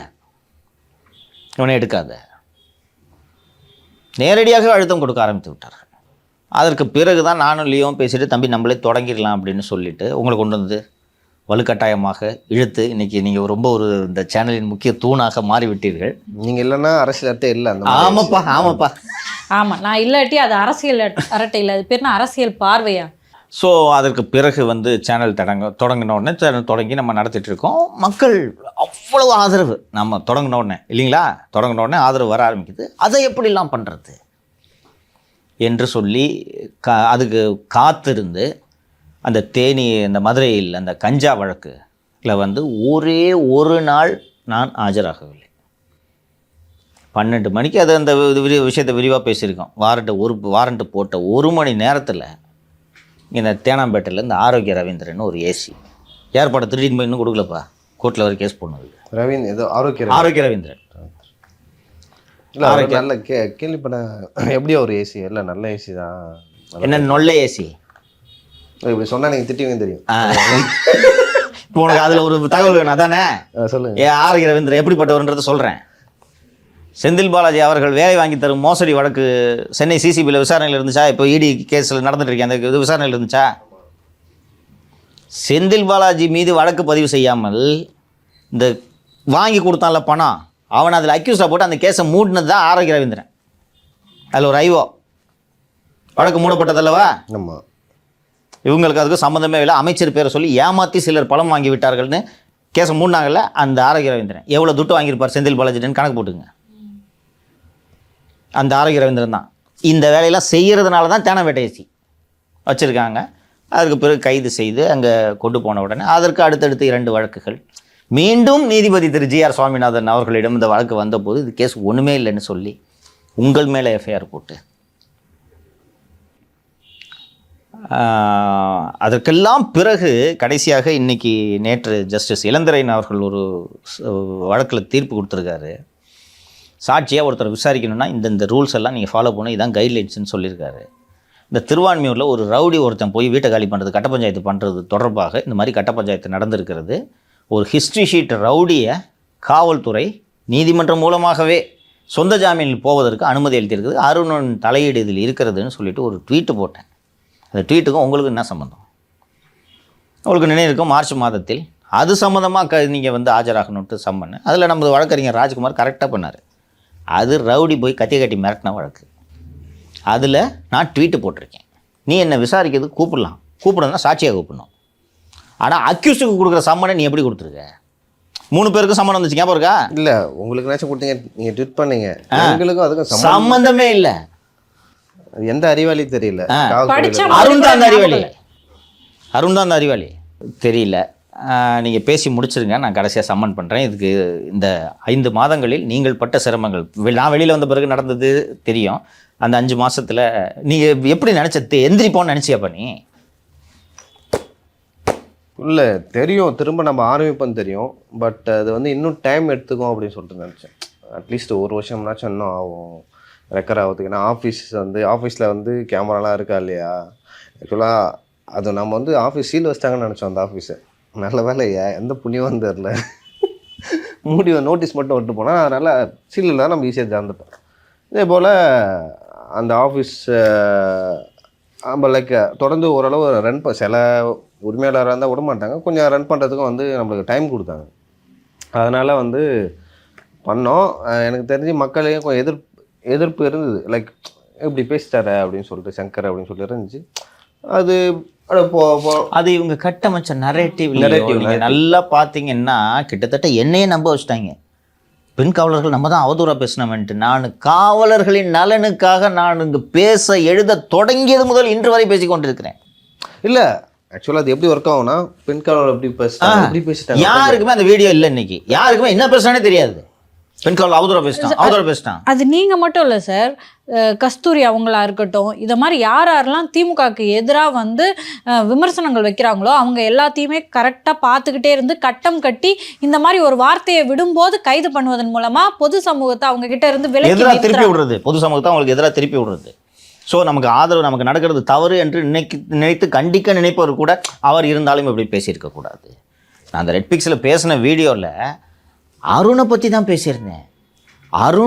அருண் மீது இருக்கக்கூடிய குற்றச்சாட்டுகளை பேசியிருந்தேன். பெண் காவலர்கள் பற்றி பேச வேண்டிய தேவை என்ன இருக்குங்க? முதல் விஷயம் வந்து பெண் அதிகாரிகளை நீங்க இப்படி பேசிட்டீங்கன்றது. ரெண்டாவது விஷயம், நார்கோட்டிக்ஸ் கேஸ்ல உங்களை கைது பண்றாங்க. அதன் மூலமா பொது சமூகம் எப்படியான ஒரு கன்ஃபியூஷனுக்கு போவாங்க. இது பண்றான்னா அவன் பேசும்போதே தெரியும் கஞ்சா போதையில தான் பேசியிருக்கான் என்ற அந்த நரேட்டிவ். இதுக்கு சப்போர்ட்டிங்கா இந்த வெளியில் இருக்க அந்த யூடியூப் சேனல்ஸ் நீங்கள் சொன்ன சாட்டை துறைமுருகன் உட்பட எல்லாரும் இதுக்கு சப்போர்ட்டிங்க இந்த நரேட்டிவ் கட்டமைக்க முயற்சி செய்கிறாங்க. இல்லை கட்டமைச்சாங்க. அதனால தான் வந்து இப்போ உங்கள் வீடு தாக்கப்படும் பொழுது மிகப்பெரிய அளவில் வந்து பல்வேறு தரப்பினரிடம் வந்து ஆதரவு வந்தது. இந்த ஆதரவு வந்து அப்போ வரக்கூடாதுன்னு சொல்லிட்டு தான் அது கட்டமைக்கப்பட்டது. அது மட்டும் இல்லை, ஆதரவாக பேசுகிறவங்கெல்லாம் வந்து பேசிடக்கூடாதுன்னு மிரட்டப்பட்டாங்க சார். நீங்கள் கைது பண்ணுறதுக்கு முன்னாடியே, உங்களை கைது பண்ணுறதுக்கு முன்னாடியே யாரெல்லாம் ஆதரவு கொடுக்குறாங்களோ அவங்க எல்லாத்தையுமே அடக்கிட்டு தான் நீங்கள் கைது செய்யப்பட்டீங்க. நல்ல வேலை ஞாபகப்படுத்துறீங்க. அதை சொல்லணும். எக்ஸ் வலைத்தளங்களில் மற்றும் இன்ஸ்டாவில் இதில் எல்லாம் வந்து சின்ன பசங்க வந்து கொஞ்சம் நம்ம அரசுக்கு எதிராக பேசுகிறோன்ட்டு ஒரு ஆர்வத்தில் நமக்கு சப்போர்ட் பண்ணி பேசுகிறாங்க. எல்லா லாகின்லையும் போய் அந்தந்த மாவட்ட காவல்துறையினர், இதெல்லாம் வந்து உளவுத்துறை செந்தில் வேலை பார்த்த வேலை இது, அந்தந்த மாவட்டத்தை சேர்ந்த சைபர் கிரைம் மூலமாக இப்போ ஒரு நம்ம சத்யா இருக்கிறா அப்படின்னா, சத்யா புதுக்கோட்டையில் இருக்கிறாருன்னா, புதுக்கோட்டையில் இருந்துட்டு ஒரு நமக்கு ஆதரவாக ட்வீட் போட்டுட்ருக்காருன்னா, இது எங்கேருந்து இந்த ஐபி அட்ரஸ்னு கண்டுபிடிச்சி சத்யாவோட வீடு புதுக்கோட்டையில் இருக்குன்னு கண்டுபிடிச்சி புதுக்கோட்டை சைபர் கிரைம்லேருந்து அங்கே சம்மன் கொடுத்து அக்கௌண்ட்டை டெலீட் பண்ணுன்னு சொன்னோடனே ஒரு சத்யா ஐடி கம்பெனியில் வேலை செஞ்சுட்ருப்பார், இல்லைன்னா ஒரு தனியார் நிறுவனத்தில் வேலை செஞ்சுட்ருப்பார். திடீர்னு போலீஸ் வீட்டுக்கு வந்து அக்கௌண்ட் வச்சுருக்கேன்னு கேட்டால் அவர் எதுக்கு ஏதோ ஒரு ஆர்வத்தில் சப்போர்ட் பண்ணுறாரு. ஸோ இந்த நீங்கள் சொன்னது மாதிரி இந்த ஆதரவு கட்டமைப்பு தகர்க்கப்பட்டது. அண்டு நீங்கள் 2 பேரும் இருந்த நிலைமை, நானாவது சிறையில் இருந்தேன், நீங்கள் 2 பேரும் வெளியில் இருந்தீங்க, ரொம்ப நிறைய சிரமங்களை எல்லாம் அனுபவித்தீர்கள். நீங்கள் சொல்லுங்கள் மாலதி, எந்திரிச்சு நிற்க முடியும்னு நினச்சிங்களா நீங்கள்? இல்லை சார், குண்டாசு போடும்போது அது கண்டிப்பாக 1 இயருக்கு வெளியே வர முடியாது இல்லையா. அது குண்டாஸ் பற்றின தகவல்கள், அதுக்கு வந்து எபிஸ் கார்பஸ் போடலாம் அப்படின்ற விவரங்கள்லாம் பெருசாக தெரியாதனால ஸோ 1 இயர் கன்ஃபார்ம் அப்படின்னு நினச்சேன். இந்த அவதூறுகள்லாம் வரும்போது மனசில் என்ன தோணுச்சுன்னா, உண்மை நிலை நம்மளுக்கு தெரியும். ஒரு மிகப்பெரிய மாட மாளிகையை காட்டி இது மதுரை வாயிலில் இருக்க சவுக்கு சங்கரின் வீடு அப்படின்னு சொல்கிறாங்க. ஆனால் சீல் வச்சது போலீஸு 650 ஸ்கொயர் ஃபீட்டு அந்த ஹவுசிங் போர்டு வீடு. விளக்கம் கொடுக்க வேண்டாமா? இல்லைங்க சார், ஒரு நிமிஷம் சார். அப்போ உண்மை நம்மளுக்கு தெரியும், மக்களுக்கு பார்க்குறவங்களுக்கு எப்படி தெரியும்? அப்போது அந்த மாட மாளிகை தான் நீங்கள் வசித்த வீடுனா அப்போ போலீஸ் அங்கே தானே சீல் வச்சுருக்கோம். ஸோ இந்த அவதூறு இதெல்லாம் எப்படி வெளியே வரப்போகிறோம் மக்கள்கிட்ட? மக்கள் எப்படி இப்போ சவுக்கு சங்கரை தப்பாக புரிஞ்சிட்ருக்காங்க, அவங்க அப்படியே தப்பாகவே புரிஞ்சுட்டு போயிடுவாங்களா? ஒரு நியாயத்துக்காக நம்ம நிற்கும்போது ஒருத்தனை இப்படி அடக்கி ஒடுக்குவதன் மூலமாக வேறு யாருமே இது மாதிரி திரும்ப வரவே முடியாது. இல்லை, எல்லாருக்கும் அச்சம் இருக்குமா? நம்மளால எந்திரிச்சு நிற்க முடியும். எத்தனை பேரால நிற்க முடியும்? தாண்டி வந்து இப்போ நீங்கள் இருக்கீங்கன்னா உங்கள் சுற்றி யாராக இருக்காங்க அப்படின்னு பார்த்தாங்க. அவங்க எந்த ஊர், அந்த ஊரில் போயிட்டு அவங்கள பற்றி தப்பான ஒரு செய்தி பரப்பணும். இப்போ வந்து நான் வந்து எங்கள் ஊரில் வந்து ஐஎஸ் வந்து நான் வந்து ஒரு பணக்கார பொண்ணை லவ் பண்ணுறேன்னா அந்த பணக்கார பொண்ணை வந்து லவ் பண்ணி அதில் ஏதோ பிரச்சனையா அப்படின்னு சொல்லிட்டு ஓகேவா. அப்போ வந்து நான் லவ் பண்ண பொண்ணோட ஃப்ரெண்டு வந்து எனக்கு நல்லா பழக்கம். அவங்க அப்பா வந்து கொஞ்சம் வெல்த்தியான ஃபேமிலி, ஓகேங்களா. அந்த பொண்ணுக்கு தெரியும். அதை வந்து நம்ம கூட இருந்த ஒருத்தவங்க வந்து யாரோ போலீஸ்கிட்ட சொல்லிருக்காங்க, இந்த பொண்ணு கூட பேசிட்டு இருக்காங்க. டேய் அந்த பொண்ணு வந்து ஒரு நல்ல ஃப்ரெண்டு அது அப்படி இருக்கும்போது அதை போய் சொல்லிருக்காங்க. அந்த பொண்ணு வந்து யார் அதை கண்டுபிடிச்சி அப்படி போயிருக்காங்க. அந்த நியூஸ் எடுத்துகிட்டு போய் எங்கள் ஊர்லாம் சொல்லிருக்காங்க. அப்படி ஏன்னா சரி இந்த மாதிரி வந்து போலீஸ் வந்து ஒரு அவங்கள பற்றி சொல்லுது, அவங்கள தேடுது அப்படின்னு சொன்னால் இப்போ ஊரில் இருக்கிறவங்க எல்லாமே என்கிட்ட கேட்டாங்க, அப்படி தான் சொன்னாங்களா அப்படின்னு சொல்லிட்டு நான் கேட்டேன். நான் வந்து கடந்து போயிட்டேன். ஏன்னா நான் எப்போயாவது அங்கே போவேன். அங்கே இருக்கிற மக்களுக்கும் தெரியும் என்னை பற்றி, எங்கள் ஃபேமிலியை பற்றி தெரியும். ஸோ அதனால் அவங்களும் இயல்பாக எடுத்துக்கிட்டாங்க. அதற்கு பிறகும் இந்த தொந்தரவுகள் நிற்கவில்லை. அதோட உச்சகட்ட கிளைமேக்ஸ் அதனால் தான் நமது வீட்டில் நடந்த அந்த மனித நாகரிகமற்ற அந்த தாக்குதல். இந்த இதுலேயோ அவங்க சில விஷயங்களை சொல்லலை. இங்கே இந்த வீட்டில் மார்ச் 24 அந்த தாக்குதல் நடந்த பிறகு போய் சர்வீஸ் அப்பார்ட்மெண்ட்டில் தங்குறேன். சர்வீஸ் அப்பார்ட்மெண்ட்டில் தங்கினா அங்கே லோக்கல் போலீஸ் அனுப்பி பார்த்து சும்மா வந்து ரிசப்ஷனில் யார் தங்கியிருக்கான்னு சம்மந்தம் இல்லாமல் ஜூரிஸ்டிக்ஷன் சம்மந்தம் இல்லாத போலீஸை வந்து இது பண்ணுவது. இப்படி கடைசி வரை இந்த தொல்லை இருந்து கொண்டிருந்தது. வீட்டில் குண்டாஸ் போடுறாங்க. அதை வந்து திரு ஜி.ஆர். சுவாமிநாதன் அவர்கள் வந்து ரத்து பண்ணுறாரு. ஏன்னா அவர் வாசித்து பார்க்குறாரு, இதில் குண்டாஸ் போடுறதுக்கான எந்த முகாந்திரமும் இல்லை அப்படின்னு சொல்லிட்டு ரத்து பண்ணிடுறாரு. அதுக்கப்புறமா அவர் மேலே யூடியூப்ல இங்கே அவ்வளோ விஷயங்கள் கட்டவிழ்த்து பாருங்க. ஒரு நீதிபதி அதில் என்னோட வழக்கு அங்கே இருக்கும்போது அதில் அந்த ஜட்ஜ்மெண்ட்லேயே அவர் எழுதியிருப்பார், என்னை வந்து ஒரு அதிகாரம் மிக்க ஒருவர் ஆளுங்கட்சி சார்பாக இந்த வழக்கை நிவாரணம் தராதீர்கள், இந்த வழக்கை விசாரணைக்கு எடுக்காதீர்கள் என்று என்னை வந்து பார்த்தார். அப்போனா ஜட்ஜிக்கிட்ட போய் பேசுகிற அளவுக்கு இவங்களுக்கு அப்படின்னா ஒரு கோபம். ஏன் வந்து ஜின்னா போன்றவர்கள் ஜட்ஜாக கூடாது என்று நாம் சொல்கிறோம் என்று பொது புரிகிறதா? அதில் சார் இப்போ வந்து திரு ஜி.ஆர். சுவாமிநாதன் அவர்கள் என்ன சொல்கிறாருன்னா, என்ன ஃபோர்ஸ் பண்ணாங்க, அதனால நான் இந்த வழக்கை எடுக்கிறேன். ஆனால் வெளியே வந்து இவங்க என்ன மாதிரியான விவாதங்களை முன்வைக்கிறாங்கன்னா, அவரை ஃபோர்ஸ் பண்ணால் அவர் விலகிக்கணும் அப்படின்னு. நான் என்ன கேட்குறேன்னா, திரு ஜி.ஆர். சுவாமிநாதனை ஃபோர்ஸ் பண்ணுறாங்க, விலகிக்கிறாரு. விலகாத நீதிபதி யாராக இருப்பாங்கன்னா குண்டா சரின்னு சொல்கிறவங்களா தானே இருப்பாங்க. ஸோ இதை எப்படி ஒரு விவாதமாக முன்வைக்க முடியும்? என்ன இதை விட எவ்வளவோ அவதூறுகளை கட்டவிழ்த்து விட்டார்கள் சார். மதுரையில் வந்து இங்கே அவர் லைக் நீதிபதிகளை பற்றி தவறான பேசிட்டீங்க அப்படின்னு வழக்கு கொடுத்தது வந்து நீதிபதி திரு ஜி.ஆர். சுவாமிநாதன். அதே நீதிபதி சொல்றாரு. அப்போ எப்படி இது சரியா இருக்கும்? அங்கே வந்து தண்டனை கொடுத்தா நீங்கள் அக்செப்ட் பண்ணிக்கிறீங்க, இது வந்து தவறுன்னு சொன்னால் அக்செப்ட் பண்ணிக்க மாட்டீங்க. அதே ஒரே நீதிபதி எந்த எல்லைக்கு திமுக செல்லும் என்பதற்கு இது உதாரணம். நீதித்துறையில போய் ஜட்ஜு கிட்ட பேசி குண்டாசை ரத்து பண்ணாதீங்கன்னு நீங்க பேசுறீங்கன்னா அப்போ எந்த அளவுக்கு உங்களுக்கு துணிச்சல் இருக்கு? மேபி ஒரு என்ன காரணம்னாங்க சார், ஏற்கனவே உங்கள் மேலே அவர் வந்து வழக்கை எடுத்திருக்காருல்ல, ஸோ அவங்க சொன்னால் அவர் வந்து கேட்பாருன்னு நம்பியிருப்பாங்கன்னு நினைக்கிறேன். இப்போ யோசிச்சு பாருங்க, ஜின்னா நீதிபதியாக இருந்தால் சொல்லவே வேண்டாம், புரியுதா? ஜின்னா நீதிபதி தான் எதுக்கு சொல்லணும்? ஒருத்தர் ஃபோன் சார் வாட்ஸ்அப் பாருங்க.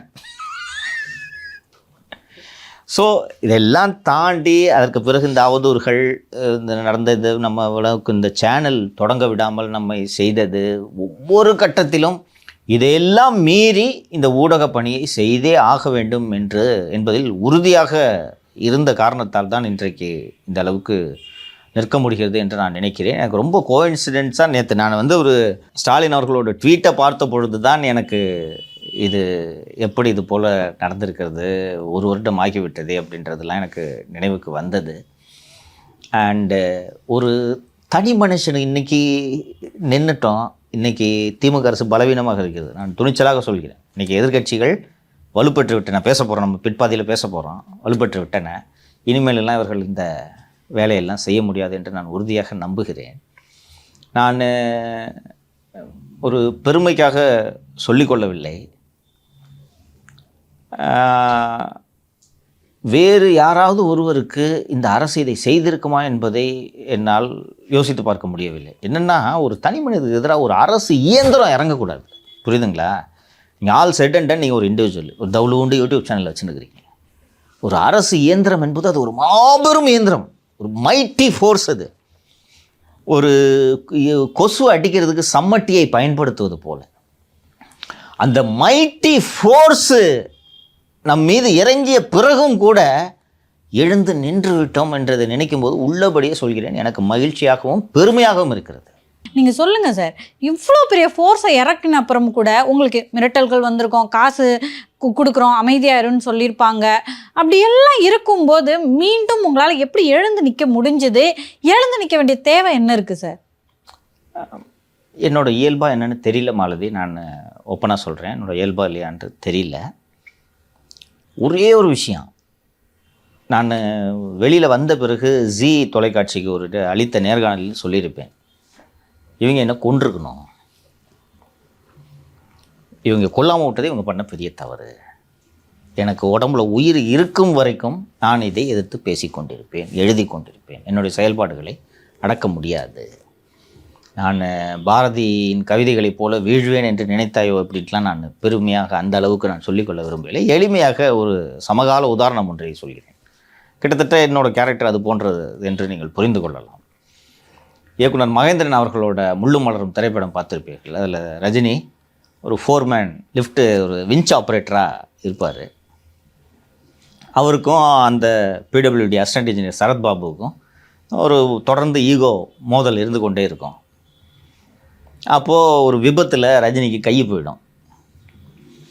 சரத்பாபுவுக்கு உள்ளபடியே ரஜினியை வேலையை விட்டு நீக்கம் செய்ய வேண்டும் என்ற எண்ணம் கிடையாது. ஆனால் ரூல்ஸ் படி ஒரு physically challenge person winch operator பண்ணிக்கு செய்ய முடியாது.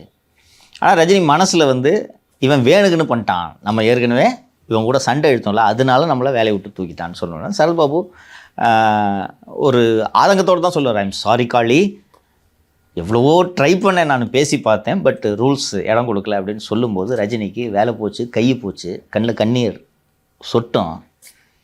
சொல்லுவார் ரஜினி, மகேந்திரன் எழுதியிருப்பார் அந்த வசனம். ரஜினி சொல்லுவார், சார் 2 கையும் 2 காலும் போனா கூட காளிங்கிறவன் பொழிச்சுக்குவான் சார். கெட்ட பைய சார் அவன். கெட்ட பைய சார் காளி, 2 கை 2 காலு இல்லைன்னா கூட பொழைச்சிக்குவான் சார்னு ரஜினி சொல்லுவார். கிட்டத்தட்ட நான் அது போல தான். இங்கே நான் முழுமையாக அழிக்கலைன்னா இதைத்தான் நான் செய்வேன். எனக்கு ரொம்ப இது கோஇன்சிடென்ஸ் ரொம்ப க்யூரியஸாகவும் எனக்கு ரொம்ப வியப்பாகவும் இருக்குது. சரியாக உலக பத்திரிகை சுதந்திர நாள் அன்று நான் கைது செய்யப்பட்டிருக்கிறேன்னு ஒரு வருஷம் கழித்து நம்ம திரும்பி பார்க்கும்போது இன்னைக்கு வேகாகத்தான் இந்த நினைவுகள்லாம் இருக்குது. நான் ரீகால் பண்ணி கஷ்டப்பட்டு தான் நான் நேற்று கூட்டத்தில் கூட திரு எடப்பாடி பழனிசாமி அவர்கள் திரு மு க ஸ்டாலின் அவர்களுக்கு இந்த பத்திரிகையாளர் சுதந்திரத்தை பற்றி பேசுறதுக்கு அருகதையே இல்லைன்னு சொல்லியிருக்காரு. அவருக்கு எழுதும் போதே தெரிய வேண்டாமாம்மா திரு மு ஸ்டாலின் அவர்களுக்கு. இருப்பார், அவருக்கு எப்படியெல்லாம் தொல்லை கொடுத்த அரசாங்கம் இந்த அரசாங்கம் என்பதை நாட்டு மக்கள் அறிவார்கள். திமுக பற்றி, திமுக அமைச்சர்களை பற்றி அவர் வலைதளம் மூலமாக, யூடியூப் மூலமாக கருத்தை தெரிவித்த ஒரே காரணத்திற்காக அடையாளம் தெரியாத பல பேரை அவர் வீட்டுக்கு அனுப்பி வைத்து, அவர் தாயார் தனியாக இருக்கின்ற பொழுது வீட்டினுள் மலத்தை கொட்டி, சாக்கடை தண்ணீரை ஊற்றி, வீட்டுக்குள்ள பண்ட பாத்திரங்கள் உடைக்கப்பட்டு கொள்ளையடித்து காட்சி ஊடகத்திலே பார்த்தோம். இப்படிப்பட்ட ஆட்சி, வெட்கக்கெட்ட ஆட்சி திமுக எல்லாம் பார்க்க முடியும். ஸ்டாலின் அவர்களே, நீங்க பத்திரிகை சுதந்திரத்தை பற்றி பேசுவதற்கு அருகதையே கிடையாது. இந்த முதலமைச்சருக்கு, ஒரு நாட்டுடைய முதலமைச்சர் மக்களை பாதுகாக்கக்கூடிய முதலமைச்சராக இருக்க வேண்டும். தன்னை பற்றி விமர்சனம் செய்வதற்காக, தன் கட்சியை பற்றி விமர்சனம் செய்வதற்காக இப்படிப்பட்ட இழிவான செயலில் ஈடுபட்ட முதலமைச்சர் நாட்டு மக்கள் மன்னிக்க மாட்டார்கள் என்பதை மட்டும் நேரத்தில் சுட்டிக்காட்ட கடைபட்டுகின்றேன். பிஜேபியை பார்த்து நீங்கள் பத்திரிகையாளர்களை சிறையில் தள்ளுகிறீர்கள், பத்திரிகை அலுவலகத்தை சூறையாடுகிறீர்கள், இது எல்லாமே நீங்கள் பண்ணுறீங்களே. ரொம்ப அழகாக திரு பழனிசாமி அவர்கள் இதை எடுத்து வைத்தார். குறிப்பாக நான் முக்கியமாக திரு எடப்பாடி பழனிசாமி அவர்களுக்கு தான் நான் நன்றி சொல்ல வேண்டும் என்று விரும்புகிறேன். அதே போல் பிஜேபி தலைவர் திரு அண்ணாமலை, திரு பழனிசாமி அவர்கள் நான் கோவை சிறையில் தாக்கப்பட்டு கையுடைக்கப்பட்ட போதும் கண்டனம் தெரிவித்தார். இப்போது சமீபத்தில் வீட்டில் சாக்கடை மற்றும் மலத்தை வீசிய போது அவர் வீட்டில் இது நடந்தது போல அவர் ஆதங்கப்பட்டார், கோபப்பட்டார். ஒரு முறை பேசினால் இதோடு இது முடிந்துவிடும் என்று அரசு அலட்சியமாக இருந்தது. முதல் முறை அறிக்கை கொடுத்தார், பிறகு சட்டப்பேரவையில் இதை விவாதிக்க விண்ணப்பம் கொடுத்து அது அனுமதிக்கப்படவில்லை என்றதும் வெளிநடப்பு செய்து 15 நிமிடங்கள் இந்த சம்பவம் குறித்து பேசினார். அதற்கு பிறகு சட்டம் ஒழுங்கு உள்துறையின் மானிய கோரிக்கை விவாதத்தின் போது அவை உள்ளேயே இதை பேசி அவை குறிப்பில் இதை பதிய வைத்தார். நேற்று சென்னையில் நடந்த பொதுக்கூட்டத்திலும் பத்திரிகை சுதந்திரத்தை பற்றி பேச உங்களுக்கு என்ன அருகதை இருக்கிறது என்று அவர் அதில் அந்த இதிலையும் கண்டனம் தெரிவித்தார். அதே போல் பிஜேபி தலைவர் திரு அண்ணாமலை அவர்கள் குறிப்பாக கோவை எம்எல்ஏ திருமதி வானதி அவர்கள், திருப்பதி நாராயணன் அவர்கள், இந்த பட்டியல் ரொம்ப சீமான். பெரிது. அண்ணன் திரு சீமான் அவர்கள் தொடர்ந்து வந்து ஆதரவு கொடுத்து கொண்டிருக்கிறார்கள். இந்த நெருக்கடியான அந்த 5 மாத காலம், அதற்கு பிறகு நமக்கு நடந்தது, இதையெல்லாம் கண்டு நமது உடனிருந்தவர்கள் மற்றும் எதிரிகள் கொக்கரித்தாலும் மகிழ்ச்சி அடைந்தாலும் நல் மனது படைத்தோரின் ஆதரவு கரங்கள், ஆதரவு நம்மோடு இருந்தது என்பதையும் நாம் இந்த நேரத்தில் மறந்து விடக்கூடாது. சில பேர்லாம் வந்து லைக் இந்த மாதிரிலாம் ஆதரவு குரல் கொடுக்கணுமா, சில பேர்லாம் ஒதுக்கிப்பாங்க. நம்ம எதுக்கு பிரச்சனை, எதுக்கு பிரச்சனைட்டு எல்லாம் பல ஆண்டு என்னோடு பழகியவர்கள் இல்லையோ, என்னை பற்றி நன்கு அறிந்தவர்கள், அவன் செய்வானா இத? ஒரு வார்த்தை, ஒரு முணுமுணுப்பு கூட இல்லாமல் எவ்வளவோ பேர் இருந்த போதெல்லாம் எம்பி திரு கார்த்திக் சிதம்பரம் அவர்கள், பிஜேபி தலைவர் திரு ஹெச் ராஜா அவர்கள் எல்லாம் வந்து இது தப்பு. அதே போல பழக்கருப்பையா அவர்கள், ஒரு பொது தரந்து பழக்கருப்பையா, தடா ரஹீம், தடா ரஹீம், ஏர்போர்ட் மூர்த்தி, அவங்கெல்லாம் வந்து இப்போ உங்க மேல ஒரு குற்றச்சாட்டு வைக்கிறாங்க, அதை அவங்க சப்போர்ட் பண்ணா அவங்க மேலேயும் அந்த குற்றச்சாட்டு வந்து சுமக்கிற மாதிரி இருக்கும். அதையும் தாண்டி வந்து அவங்க காலத்தில் நின்று வந்து சப்போர்ட் பண்ணாங்க. இப்ராஹிம் ராவுத்தர் சார், அவர் வந்து பாத்தீங்கன்னா ஒரு அழகான பட்டியலை கொண்டு வந்து நீங்க என்னென்னலாம் இது வரைக்கும் பேசியிருக்கீங்கன்னு ஒரு பட்டியலே கொடுத்தாரு. ஸோ அது ரீகலெக்ட் பண்ணும்போது உங்க மேல இருந்த கட்டவிழ்த்து விடப்பட்ட பொய்கள் இருக்குல்ல, அது எல்லாத்துக்குமே அது ஒரு அருமருந்தா இருந்தது. ஸோ ஒரு வருடம் கழித்து பார்க்கும்போது கடகடன்னு ஓடிடுச்சு. ஆனால் எப்படி இது போல நின்றோம் என்று யோசித்து பார்த்தால் ரொம்ப வியப்பாக. இன்னும் கொஞ்சம் பேர் இருக்கு, அதை நான் வாசிச்சுட்டுமாங்க சார்? சொல்லுங்கம்மா. திரு வரதராஜன் ஐபிஎஸ் அவர்கள், அப்புறம் திரு ஜி.கே. வாசன் அவர்கள். ஐயா, ஜி.கே. வாசன் அவர்களையும் நிச்சயமாக குறிப்பிட வேண்டும். நான் பல நேரங்களில் மறந்து விடுகிறேன். நான் வாசன் அவர்கள் கன்சிஸ்டண்ட்டாக, இது தப்பு, ஒரே ஒரு முறை திரு வாசன் அவர்களை நான் சந்தித்திருக்கிறேன். ரொம்ப கன்சிஸ்டண்ட்டாக தொடர்ந்து நமக்கு ஒரு ஆதரவு குரல் எழுப்பி கொண்டிருக்கிறார். அவரெல்லாம் இதெல்லாம் ஏற்றுக்கொள்ளவே முடியவில்லை. இதெல்லாம் உண்மையிலே நன்றியோடு நினைவு கூற வேண்டும். அந்த நேரத்தில் டிடிவி தினகரன் அவர்கள் சொல்லியிருந்தாங்க. திரு கல்யாண சுந்தரம் அவர்கள், பேராசிரியர் கல்யாண சுந்தரம், ஆச்சியால் சுகந்தி, திரு முத்துகுணா அவர்கள், திரு களஞ்சியம், முத்துகுணா என்னோடு பணியாற்றிய இன்ஸ்பெக்டர் திரு முத்துகுணா அவர்கள் கன்சிஸ்டண்ட்டாக இன்னைக்கு வரைக்கும் பண்ணிட்டு இருக்காரு. இயக்குனர் திரு களஞ்சியம் அவர்கள், விழுத்தெழு தமிழான்னு ஒருத்தர் யூடியூப் சேனல் நடத்திட்டு இருக்காரு, அவர் பொக்கிஷம் விக்கி, திரு ஐயநாதன், திரு சாவித்ரி கண்ணன், அதுக்கப்புறம் காயத்ரி ரகுராம், கஸ்தூரி, இவங்க எல்லாமும் வந்து நம்ம நன்றியோடு இந்த நேரத்தில் வந்து, ஏன்னா நெருக்கடியான நேரத்தில் இன்னைக்கு நின்றுட்டோம். நெருக்கடியான நேரத்தில் நமக்கு ஆதரவு குரல் கொடுக்கறது, அதுவும் அவர்களை நோக்கியும் இந்த அவதூறுகளை வீச தொடங்கிய போது அவர்கள் வந்து நமக்கு ஆதரவாக நின்றது வந்து நன்றியோட இந்த நேரத்தில் நாம் நினைவு கூற கடமைப்பட்டிருக்கிறோம். அதே போல் எனக்கு இந்த தமிழ்நாடு பூரா எனக்கு வந்து அற்புதமான வழக்கறிஞர் டீம் அமைந்தது. திரு கோபாலகிருஷ்ணன், கிறிஸ்டபர், பக்ருதீன், திரு ஐயப்பராஜ், திரு பாலமுருகன், திரு இன்பதுரை, இவர்களெல்லாம் லீகலாக, ராஜ்குமார், இவர்களெல்லாம் லீகலாக எனக்கு கொடுத்த சப்போர்ட்டு தான் நான் இவ்வளோ தூரம். இல்லையோ ரொம்ப முக்கியமான ஆள் மறந்து விட்டேன்.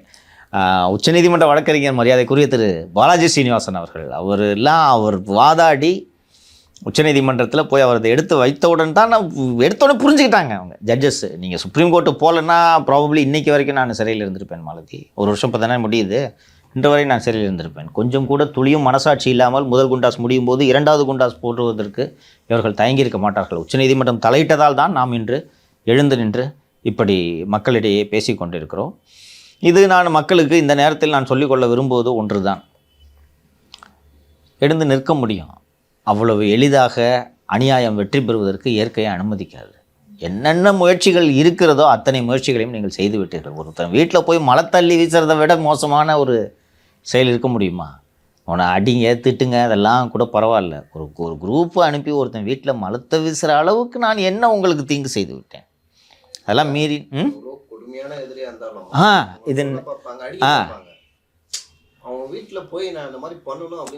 அந்த எண்ணம் வருமாப்பா, கிராஸ் ஆகுமாப்பா.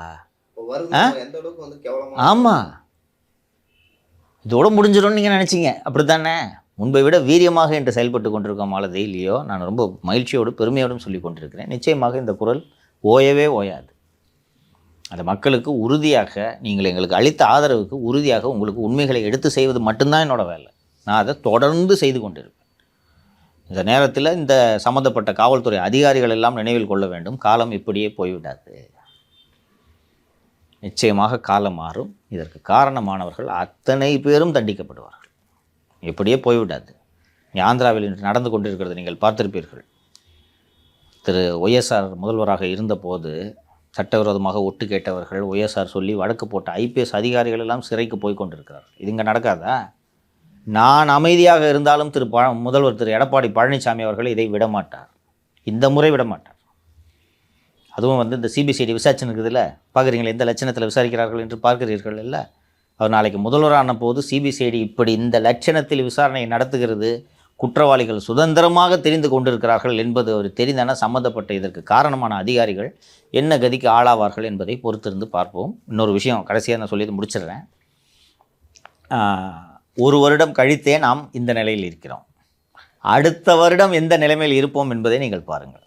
நமக்கு இதை செய்த நமது எதிரிகள் அடுத்த வருடம் எப்படி இருப்பார்கள் என்பதையும் நாம் பார்க்கத்தான் போகிறோம். செய்தித்தாளில் பார்த்தீங்களா? நீங்கள் எதை குறிப்பிடுகிறீர்கள் என்பது எனக்கு நன்றாக தெரிகிறது. திமுகவுக்கு புதிய பொதுச் செயலாளர். கைதட்டுங்க. யார் புதிய பொதுச் செயலாளர் சொல்லுங்கள். நானும் பார்த்துட்டேன் சார் அந்த விளம்பரத்தை. அது ஒரு பிழை, ஓகேவா? ஏன்னா அதிலே மேலே கழக பொருளாளர் சார் அது ஒரு அச்சுப்பிழையா? அச்சுப்பிழை, எழுத்துப்பிழை, அச்சுப்பிழை, ஏதோ ஒன்று இருக்கட்டும். அது ஏதோ ஜஸ்ட் மிஸ்ல தப்பாக டைப் பண்ணியிருக்காங்க. இருக்கட்டும். அது எளிதில் கடந்து விடக்கூடிய ஒரு விஷயமாக நீங்கள் பார்க்கிறீர்களா? உங்களுக்கு தெரியாது, பெற்ற பிள்ளையை விட அதிகமாக நேசித்தார் முரசொலி. ஏன்னா ஒரு எழுத்தாளன்றதுனால அவருக்கு அந்த தமிழ் மீது இருக்கும் கலைஞர் கருணாநிதி. அவர் கூட இருக்கவங்க சொல்லியிருக்காங்க, ஒரு 10 பேர் ப்ரூஃப் பார்த்துருப்பாங்க. 10 பேர் ப்ரூஃப் பார்த்துட்டு அதுக்கப்புறம் இவர்கிட்ட போகும்போது அதில் ஒரு ஒற்றுப்பிழை கண்டுபிடிச்சி பார்க்க மாட்டியா என்று திட்டுவாராம். அதில் அவரோட பத்திரிகையில் ஒரு எழுத்துப்பிழை இருக்குன்னு ஒரு பய சொல்லக்கூடாது. அவ்வளவு கவனமாக ப்ரூஃப் பார்ப்பாங்க. இன்றைக்கி முரசொலியின் மேலாண் இயக்குனராக யார் இருப்பது என்பது உங்களுக்கு தெரியும். சென்னை பத்திரிகையாளர் மன்றத்தில் இந்த ஒரு கிரிக்கெட் போட்டி நடத்தினாங்க. அந்த கிரிக்கெட் போட்டி நடந்தபோது அதுக்கு சிறப்பு விருந்தினராக சென்று கலந்து கொண்ட துணை முதல்வர் அவர்கள் அந்த மேடையிலே சொல்கிறார், நான் ஒரு பத்திரிகையோட மேலாண் இயக்குனர், அதனால் எனக்கு இந்த விழாவில் கலந்து கொள்வதில் உரிமை உள்ளது, தகுதி உள்ளது என்று சொல்லி கொண்டார். எந்த லட்சணத்தில் இந்த பத்திரிகை நடத்துகிறாங்கன்றது தெரியுது. கலைஞர் கல்லறையில் புரண்டு படுத்திருப்பார். இப்படித்தான் போய்கொண்டிருக்கிறது. நீங்கள் ஒரு முரசொலி அந்த கட்சி பத்திரிகை எத்தகைய ஒரு தூணாக வேறாக இருந்திருக்கிறது என்பது கட்சியை பற்றி நன்றாக அறிந்தவர்களுக்கு தெரியும். இதெல்லாம் இண்டிகேஷன்னு சொல்கிறேன். இது என்னென்னா, நீங்கள் ஒரு சின்ன எழுத்துப்பிழை அச்சுப்பிழை தானேன்னு கடந்து போயிடலாம். ப்ரூஃப் ரீடிங்கில் ஒரு மிஸ்டேக்குன்னு நீங்கள் கடந்து போகலாம். நீங்கள் முரசொலியில் எழுதுறதுக்கு ஆள் இல்லைம்மா. அவங்களுக்கு சொன்ன ஞாபகம் இருக்கா? கருணாநிதி அலெக்சாண்டர் அவர்களை, ஓய்வு பெற்ற டிஜிபி அலெக்சாண்டர் அவர்களை அழைத்து என்ன பண்ணுவீங்க நீங்கன்னு கேட்கும்போது, சார் நீங்கள் எழுதுறதுலாம் டிரான்ஸ்லேட் பண்ணுவேன். அப்போ அரசின் உளவுத்துறை என்ன வேலையை செய்து கொண்டிருக்கிறது? கருணாநிதியின் எழுத்துக்களை மொழிபெயர்த்து அரசு ஆவணங்களில் சேர்க்க வேண்டும், உளவுத்துறை ஆவணங்கள். அப்போ எவ்வளோ முக்கியத்துவம் வாய்ந்த பத்திரிகையாக அது இருந்திருக்கு. எல்லாத்தையுமே மொழிபெயர்ப்பு பண்ணுவீங்களா? எல்லாத்தையும் மொழிபெயர்ப்பு பண்ணுவாங்களா? எங்கே 1-2 சொல்லு. அவர் பாருங்கள், அவருக்கு என்ன சந்தோஷம்னா, நம்ம எழுதுறத உளவுத்துறை டிரான்ஸ்லேட் பண்ணி வைக்குதா, சூப்பர் பஸ்ஸு. இப்போ நம்ம தமிழ் புலமையை கண்ட வியந்திருப்பாங்க. இதை வியப்பாக கேட்குறாரு அவர் முதல் முறையாக. அவருக்கு தெரியும் அந்த உலகத்தில் என்ன பண்ணாங்க, பட்டு இதெல்லாம் பண்ணுறாங்கன்றது அவருக்கு தெரியாது. மொழிபெயர்ப்பு பண்ணுவீங்களா? சொல்லுங்கள். அப்படிப்பட்ட பத்திரிகை அது. ஒரு இந்த அளவுக்கு கவனக்குறைவாக இருக்கிறது என்றால், இந்த பத்திரிகைக்கு உங்கள் கட்சியில் இருப்பவர்களுக்கு இவ்வளவுதான் நீங்கள் கொடுக்கும் மரியாதை என்பதை நாம் இதில் புரிந்து கொள்ள வேண்டும். 1, எதை நோக்கி திமுக போய்கொண்டிருக்கிறது என்பதற்கு இது ஒரு உதாரணம். தலையில் கட்டி விற்றுருக்காருமா ரோடா முரசொலிய. இது ஒரு உதாரணம். நேற்று நாம் பேசணும், மேயர் பிரியா உள்ளிட்டோர்லாம் இப்படி பேசுகிறாங்கன்னா தலைவர் மேலே பயம் இல்லை. இது தவறு, நடவடிக்கை எடுப்பார்கள் நம் மீது என்று தெரிந்தால் இதை செய்ய மாட்டார்கள். காலம் மாறிவிட்டது என்பதை திராவிட முன்னேற்ற கழகத்தினர் புரிந்து கொள்ளவில்லை. இன்னும் 60களில் எது வேண்டுமானாலும் நாம் பேசலாம் என்று நினைத்து தான் இன்று பேசி கொண்டிருக்கிறார்கள். 2 நாட்களுக்கு முன்னால் தந்தி டிவியில் ஒரு விவாதம், அந்த கிளிப்பு போட்டுருங்க சத்யா. பார்த்து ஆன்டி இன்கம்ஸ் அதிகமாக இருக்குது, ஆன்டி இன்கம்ஸ் அதிகமாக இருக்குது. சார் ஆன்டி எல்லாம் சரியாக இருக்குது. ஆன்டி எல்லாம் கரெக்ட் பண்ணி கரெக்டாக முறையாக பேசுங்க சார். ஆன்டி எல்லாம் கரெக்ட், நான் சொல்கிறேன் சார். ஆன்டி இன்கம்ஸ் பற்றி பிரச்சனையே இல்லை சார். ஆன்டி எல்லாம் கரெக்டாக முறையாக திமுகவை தவிர இனிமேல் பெண்களை காப்பாற்ற நாதியே கிடையாதுன்னு முடிவெடுத்து அத்தனை ஆன்டியும் சரியா இருக்காங்க. என்ன பார்த்தீங்களா நீங்கள்? ஆன்டி இன்கம்பன்சியா? அதே தான்ப்பா பார்த்தோம். தொலைக்காட்சி விவாதம் அது, நேரலை. அவர் நெறியாளர் பேர் என்ன? ஹரி. ஹரி சொல்கிறாரு, அண்ணே ஜாகிரதை பேசுங்க. தெரியும்பா, என்ன எப்போ பார்த்தாலும் எங்களை பார்த்து ஆன்டி இன்கம்பன்சி எல்லா ஆன்டிகளையும் கரெக்டிங் பண்ணி வச்சுருக்கோம். அது தப்பாக்குப்பா எவனும் புரிஞ்சுக்க போகிறான்ட்டு பெண்கள் பாதுகாப்பில் நாங்கள் தான் முக்கியம், அது பெண்கள் குறித்துன்றதை விளக்கி சொல்கிறாரு. எல்லா ஆண்டியும் நமக்கு தான் ஓட்டு போடும். அவர் திமுகவின் பிரபலமான ஆபாச பேச்சாளர் வெற்றிகொண்டானின் மகன் சூர்யா வெற்றிகொண்டான். நான் பல முறை சொல்லியிருக்கேன், இது திமுக டிஎன்ஏல இருக்குன்ட்டு. நம்ம நேர்காணலில் திரு கல்யாண சுந்தரம் கூட சொல்லியிருக்காரு, திமுக டிஎன்ஏல இருக்குன்னு. அவங்களுக்கு இது ஆபாசம் தெரியல பார்த்தீங்களா? லைவ் சேனலில் உட்காந்து பேசிகிட்டு இருக்கோம், என்ன ஃப்ரெண்ட்ஸு கூட டாஸ்மாக் பார்ல உட்காந்து பேசினுக்கிறேன். நீ எல்லா ஆண்டியும் கரெக்டிங் பண்ணுறேன். என்ன ஆன்டி இன்கம்பன்சி எங்களுக்கு தெரியாத ஆண்டியா? 1000 ரூபாய் கொடுத்தது தானே சார் சொல்றாரு. 1000 ரூபாய் கொடுத்துட்டோம் ஏமா, எதுவா வேணாலும் இருக்கட்டுமா, அவர் என்னமா சொல்றாரு? ஆட்சிக்கு எதிரான எதிர்ப்பு இருக்கிறதுன்னு சொன்னா இது ஆன்டி, அது ஆண்டி. இல்ல, பெண்களுக்கு நாங்க 1000 ரூபாய் கொடுத்ததன் மூலமா நாங்க வந்து ஆன்டி இன்கம்பன்சி இல்லைன்றாரு. அதை சொல்லுங்க. எல்லா ஆன்டி கரெக்டிங் பண்ணி வச்சிருக்கோன்ட்டு இருந்தாலும் சொல்கிறேன், நீங்கள் அவருக்கு மேலே முட்டு கொடுக்குறீங்க. இது எதை நோக்கி போகிறது என்பதை காட்டுகிறது. கட்சி கட்டுப்பாட்டில் இல்லை. கருணாநிதி, நான் ஏற்கனவே நம்ம பேசியிருக்கோம், அந்த 2G ஊழலிலேயே எப்படி எதிர்கொள்ள வேண்டும் என்று தனது கட்சியினர் தயார் லைன் கொடுத்துருவார். முரசொலி காலையில் எடுத்து படிச்சிங்கன்னா, ஓகே தலைவர் இப்படி சொல்லியிருக்காங்க, இதை 10 பேர் ஊராக பேசுவான். இன்னைக்கு எழுதுறதுக்கு ஆள் இல்லை, முரசொலி இல்லை, பழசெல்லாம் எடுத்து பிரிண்ட் போட்டுருக்கீங்க நீங்கள். அந்த அலட்சியத்தோட நீட்சி தான் டிஆர் பாலுவை பொதுச் செயலாளர்னு போட்டிருக்கு. கட்சியோட எதிர்காலம் எப்படி இருக்குன்றதை நீங்கள் முடிவு செய்து கொள்ளுங்கள். சரி, சமீபத்தில் திமுக மாவட்ட செயலாளர்கள் கூட்டம் நடந்தது. அந்த கூட்டத்தில் என்ன பேசப்பட்டது? இந்த கண்டிப்பாக அதிமுக பாஜக கூட்டணி பற்றி பேசியிருப்பாங்க, அது எப்படி வந்து எதிர்கொள்ள போகிறாங்க? அதிமுக நேற்று இங்கே தினமணியில் லேஅவுட் வச்சுருக்காங்க, அது நம்ம போடலாம். தினமணி லேஅவுட் தான் நல்லா கரெக்டாக இருந்துச்சு. இந்த பக்கம் பழனிசாமி என்ன பேசுகிறார், இந்த பக்கம் திரு ஸ்டாலின் அவர்கள் என்ன பேசினார்ன்றது. மிரட்டி கூட்டணி வைக்கப்பட்டது என்று திரு ஸ்டாலின் அவர்கள் பேசியிருக்கிறார். பாஜகவின் மிரட்டலுக்கு பயந்து இந்த கூட்டணி வைக்கப்பட்டிருக்கிறது என்று பேசினார். அதுக்கு வந்து திரு பழனிசாமி அவர்கள் நேற்று டி நகர் கூட்டத்திலேயே பதில் சொல்லியிருக்காரு. இது அன்பால் விளைந்த கூட்டணி, எங்களை ஒன்றும் மிரட்டி கூட்டணி எல்லாம் வைக்கல, நாங்கள் விரும்பி தான் இந்த கூட்டணியில் இணைந்தோம். மிரட்டி கூட்டணி வைப்பதற்கு ஏற்பாடு செய்யப்பட்டது 2011 முதல் மாடியிலே சிபிஐ சோதனைகள் 2G விவகாரத்தில் கலைஞர் டிவியில் நடந்து கொண்டிருக்கிறது. கீழே நீங்கள் கூட்டணி பேச்சுவார்த்தையை நடத்தினீர்கள். இன்னும் சொல்ல போனோன்னா இது யதார்த்தம், ஊரறிந்த உண்மை. அது மிரட்டி வைக்கப்பட்ட கூட்டணி தானே. இந்த பாருங்கள் இல்லையோ, உங்களுக்கு இந்த கடந்த கால வரலாறு ஒன்றை சொல்கிறேன். மத்தியிலே ஆளும் கட்சி பிராந்திய கட்சிகளை மிரட்டி கூட்டணி வைப்பது காலமாக நடந்து கொண்டிருப்பது காங்கிரஸ் கட்சி. இதை ஆண்டு கொண்டிருந்த வரையில் காங்கிரஸ் கட்சி இதை செய்து கொண்டிருந்தது. தந்தை ராஜசேகர ரெட்டி இறந்து விடுகிறார், ஜெகன்மோகன் ரெட்டி நான் சிஎம் ஆகணுன்றாரு. டேடிக்கு அப்புறம் சன்னுன்றது தான் இந்தியாவோட நாம் ஆகிறாரு. அவங்க காங்கிரஸில் நீ என்ன சின்ன பையன், உனக்கு போய் எப்படி நாங்கள் இது பண்ண முடியும், எல்லாம் முடியாதுன்னு சொல்லிட்டு இங்கே தமிழகத்தில் ஆளுநராக இருந்த ரோசையாவை முதல்வராக்குகிறார்கள். அவர் தேவல பஸ்ஸு என்று தனியாக பிரிந்து சென்று ஒய்எஸ்ஆர் கட்சி ஏதோ ஒன்று ஒய்எஸ்ஆர் கட்சி தொடங்குகிறார். காங்கிரஸ் கட்சி அவர் தந்தை மீது சொத்து குவிப்பு வழக்கு போட்டு அந்த வழக்கில் ஜெகன்மோகனை கைது செய்து உள்ளே வைத்தது. 500 நாட்கள் கிட்ட சிறையில் இருந்தார். அப்பா தான் மெயின் அக்யூஸ்டு. சொல்லி ஜெயலலிதா வழக்கு போலன்னு வச்சுக்கோங்க. சசிகலாவுக்கு என்ன ரோலோ அதுதான் ஜெகன்மோகன் ரெட்டிக்கு ரோல். அப்பா மேலே சிபிஐயில் கேஸை போட்டு பையன் பினாமியாக இருந்ததுக்காக பொது ஊழியரான ராஜசேகர் ரெட்டி செய்த ஊழலுக்கு உடந்தையாக இருந்ததுக்கு 500 நாள் சிறையில் வச்சாங்க. அது காங்கிரஸ் கட்சி தான் அவமானம் பண்ண. அவர் காங்கிரஸ் கட்சி தான். ஆமாம், 91 முதல் 96 வரை அதிமுக ஆட்சி. 91 ராஜீவ்காந்தி இறந்த பிறகு நடந்த தேர்தல் அதிமுக காங்கிரஸ் கூட்டணியில் ஜெயித்து மொத்தம் ஸ்வீப் பண்ணிட்டு வந்துடுறாங்க. 2 தான் வின் பண்ணாங்க. ஆமாம், திமுக வந்துடுறாங்க. வந்த பிறகு ஒரு 6 மாதங்களுக்குள் என்று ஒரு வருடத்திற்குள் காங்கிரஸ் கட்சியினர் வந்து ராஜீவ்காந்தி ஆன்மா ஆவியால் தான் நீங்கள் ஜெயிச்சிங்க. எந்த ஆவியாலையும் ஜெயிக்கல, என்னால் நான் ஜெயித்தேன், புரட்சித் தலைவரால் நான் ஜெயித்தேன், அதிமுகவின் செல்வாக்கால் நான் ஜெயித்தேன்னு ஜெயலலிதா கூட்டணியை அத்து விட்டுறாங்க. மீண்டும் 96 தேர்தல் வருகிறது. அப்போது மக்களவைத் தேர்தலும் சேர்ந்து நடந்ததாக நினைவு. 96 தேர்தல் வருகிறது. டெல்லியிலேருந்து நரசிம்மராவ் கூட்டணிக்கு வாங்க, என்று கேட்கிறார். இந்தம்மா ராஜீவ்காந்தி ஆவியில் ஜெயிச்சோன்ற போ அப்படிங்குது. தமிழகம் முதல் முறை அமலாக்கத்துறை என்ற பெயரை அப்போதுதான் கேள்விப்படுகிறது. டிடிவி தினகரன் பொருளாதார குற்றத்திற்கான தடுப்பு காவல் சட்டமான காஃபி போசாவில் கைது செய்யப்படுகிறார். சசிகலா 10 மாதம் சிறையில் இருந்தார். சசிகலாவை அப்படி அலைக்கழித்தார்கள். வைத்தே ஆக வேண்டும். இப்போது சமீபத்தில் இறந்து போன திரு குமரிநந்தன் அவர்கள் அப்போது தமிழக காங்கிரஸ் கட்சியின் தலைவர்.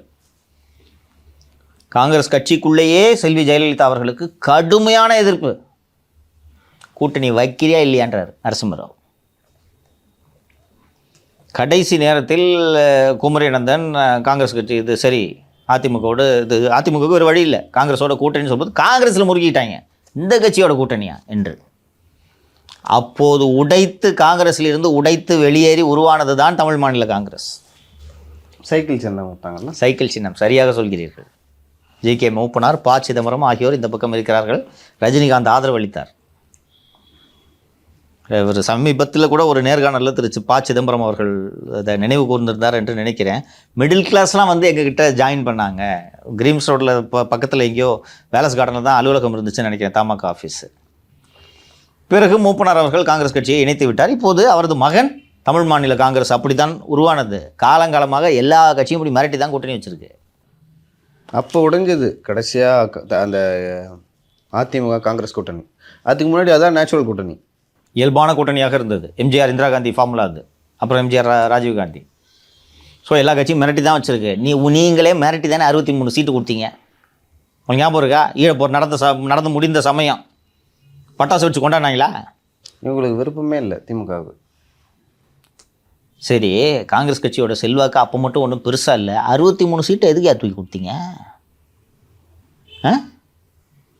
அதுவும் ஈழப்போரால் காங்கிரஸுக்கு கடும் எதிர்ப்பு இருந்தது அன்னைக்கு, இல்லைங்களா? கடுமையான எதிர்ப்பு. திமுகவோட காங்கிரஸ் மீது தமிழர்களை கொண்டழித்த கட்சினே சொல்லிட்டாங்க. இப்போவும் சொல்லிட்டு தான் இருக்காங்க. இந்த என் இனத்தை அழித்த கட்சியோடு என்று பேசிய எங்கே இருக்கிறார்? அங்கே தான். அப்போ போய் பட்டாசு வெடித்து காங்கிரஸ் கட்சியோடு இனிமேல் நாங்கள் சுமந்த பழியை இனி சுமக்கப் போவதில்லைன்னெலாம் சொல்லிவிட்டு சோனியா காந்தி ஃபைலை தூக்கி போட்ட உடனே வச்சுக்க 3 சீட்டு 63 நாயன்மார்கள் நீங்கள் உருட்டலையா? அந்த 2011 சட்டமன்ற தேர்தலில் மிக படுதோல்வி அடைஞ்சாங்க. காங்கிரஸ் நின்னதில் 4 தொகுதி 5 தொகுதி தான் வின் பண்ணாங்க. இங்கே வைக்கலையா? ஸோ ஒரு இப்போ பழனிசாமி நேற்று ஒரு திரு முதல்வர் அவர் பேசுனதுக்கு பழனிசாமி இந்த நரேட்டிவை செட் பண்ணுறாரு. நீங்கள் நான் திருப்பி ஏன் ஒரு லீடர்னு புகழ்கிறேன்றதை நீங்கள் நல்லா கவனித்து பார்க்கணும். மாண்புமிகு உள்துறை அமைச்சர் பத்திரிகையாளர் சந்திப்பில் அறிவித்தார் அல்லவா, அதிமுக தலைமையில் கூட்டணி என்று சொன்னாரா? தமிழகத்தில் அதிமுக தலைமையில் கூட்டணி. அதிமுக கூட்டணியில் இன்னும் இணைவதற்கு சில கட்சிகள் தயாராக இருக்கின்றன. நரேட்டிவ் செட் பண்ணுறாரு பாருங்க, கைட் பண்ணுறாரு காடர்ஸை. கூட்டணி இல்லை, நீங்கள் எப்படியாவது பிஜேபி அதிமுக கூட்டணி அமையாது, தனியாக நிற்போம், நீங்கள் ஜெயிச்சலான்னு நினச்சிங்க, அதனால தான் நாங்கள் கூட்டணி அமைத்தோம் என்றவுடன் நீங்கள் பதறுகிறீர்கள் என்கிறார். நேற்று நடந்தது அதிமுக பொதுக்கூட்டம். அந்த பொதுக்கூட்டத்தில் அதிமுக காடர்ஸை கைட் பண்ணுறாரு. அதிமுக தலைமையிலான கூட்டணி, எங்கள் கூட்டணியில் பிஜேபி இணைந்திருக்கிறது. அதுவும் ஒரு கட்சி, 10 கட்சி இருக்கும், 10 கட்சி பிஜேபி ஒரு கட்சி. இன்னொன்று, ஸ்டாலின் அவர்களே மிரட்டி கூட்டணி வச்சாங்கன்னு நீங்கள் சொல்கிறீங்க.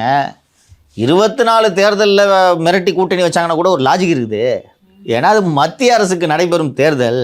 அப்போ நாங்கள் கூட்டணி வைக்கல. 26 சட்டமன்றத்திற்கான தேர்தல், இங்கே ஆட்சி அமைக்க போகுது அண்ணா திராவிட முன்னேற்ற கழகம். இதில் எப்படிங்க மிரட்டி கூட்டணி வைக்க முடியும்? நாங்கள் வந்து பாஜக ஒரு யூஸ் பண்ணிக்கிறோம் அப்படின்னு சொல்லி எஸ், அதை கைட் பண்ணுறாரு. உண்மையிலே அவர்கள் மிரண்டு போயிருக்கிறார்கள் என்பதும் உண்மைதான். திமுக நேற்று அதை சொல்லிட்டாரு. நீங்கள் கொள்ளையடிச்ச பணத்தை எங்கே வைக்கிறதுன்னு தெரியாமல் இருக்கீங்க, அதனால தான் இடி வரும் ஐடி வரும்னு நீங்கள் மிரள்கிறீர்கள் என்று சொன்னார். இந்த தினமணி லேஅவுட் பார்த்தீங்கன்னா தெரியும். நேற்று பார்க்கும்போது ஒரே நேரத்தில் ஒருபுறம் கலைஞர் திரு ஸ்டாலின் அவர்களுக்கு பாராட்டு விழா இந்த பக்கம் நடந்து கொண்டிருக்கிறது. இன்னொரு புறம் பார்த்தீர்கள் என்றால் இது எடப்பாடி பழனிசாமியோட பேச்சு. கிட்டத்தட்ட எலெக்ஷன் கேம்பெயின் நடக்கிற மாதிரியான ஒரு ஃபீல் எனக்கு வந்தது. இந்த பாராட்டு விழாவில் ஒரு அந்த கிளிப்பு தர்றேன். அந்த பாராட்டு விழாவில் அந்த ஒரு முதல்வருக்கு நடந்த பாராட்டு விழாவில் நீங்கள் பார்க்கலாம். நான் தொடர்ந்து சொல்லி கொண்டிருப்பேன், துணை முதல்வர் தினேஷ் என்று அவங்க மாலதி கூட இல்லை சார்னு சொல்லிட்டு இருப்பாங்க. நேற்று அந்த நிகழ்ச்சிக்கு சிஎம் வர்ற அந்த ஃபுட்டேஜில் நீங்கள் பாருங்கள்.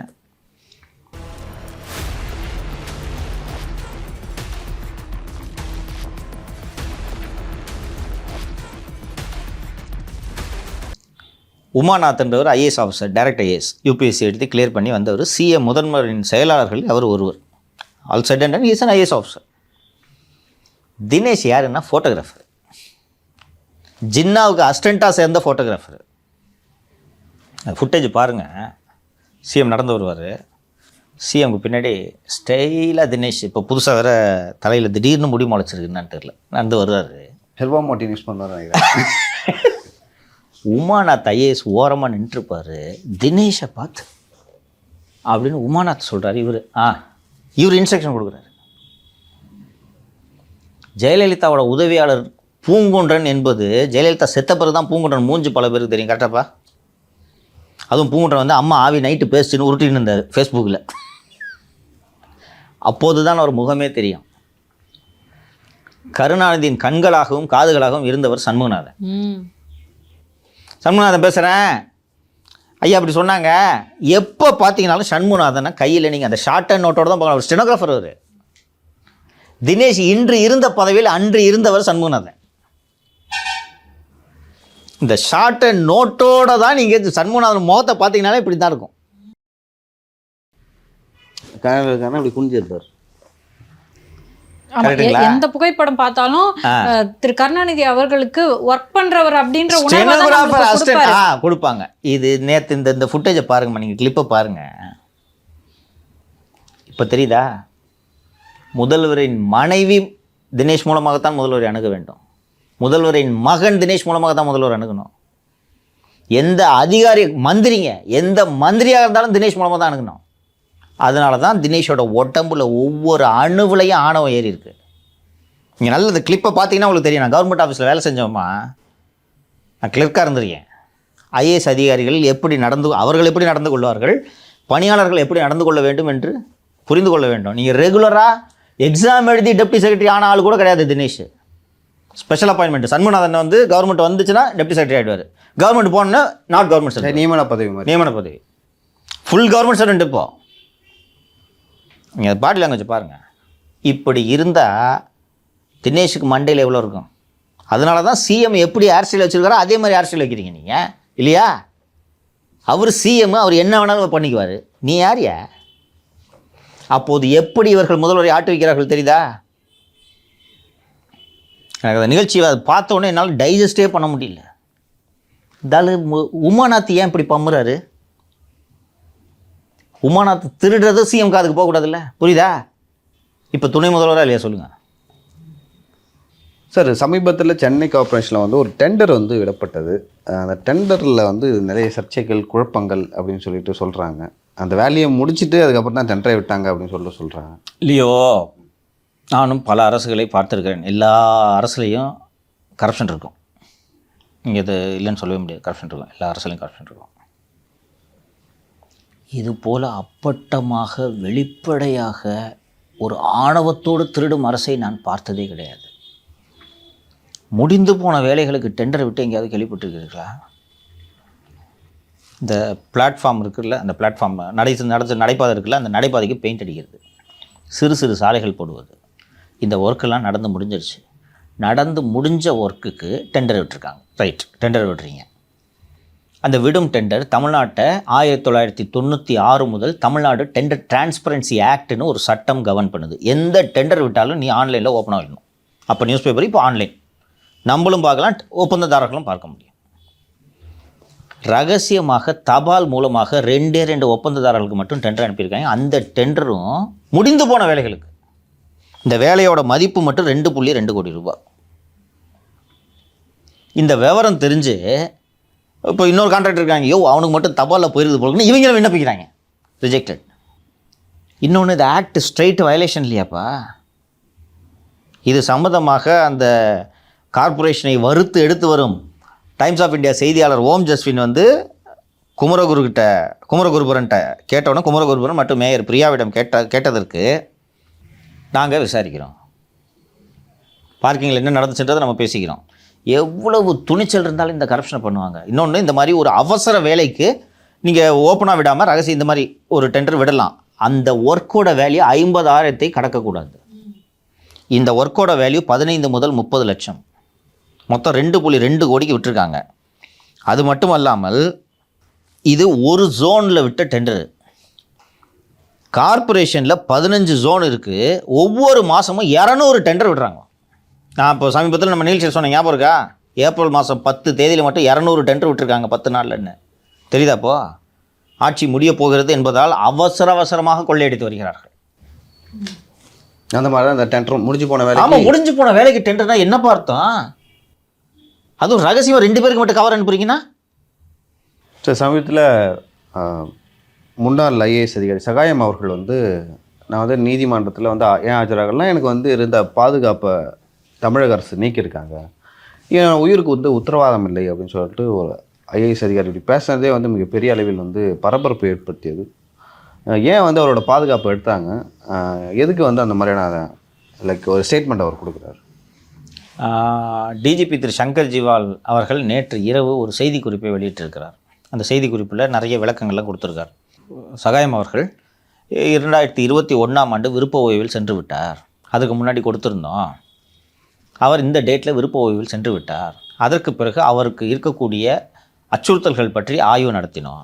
ஆய்வில் அவருக்கு எந்த அச்சுறுத்தலும் இல்லை என்று தெரிய வந்தது. இதனால் நாங்கள் அவரது பாதுகாப்பை வாபஸ் வாங்கினோம். 2023இல் அவர் தலைமைச் செயலாளருக்கு ஒரு கடிதம் எழுதினார். தனக்கு பாதுகாப்பு அச்சுறுத்தல் இருப்பதாக பாதுகாப்பு வேண்டும் என்று கேட்டார். நாங்கள் ஆய்வு செய்து பார்த்ததில் அவருக்கு பாதுகாப்பு தேவையில்லை என்று கருதினோம். அதனால் பாதுகாப்பு விலக்கிக் கொள்ளப்பட்டது. இப்போது அவர் சாட்சியம் அளிக்க மதுரைக்கு செல்ல வேண்டி இருக்கிறது.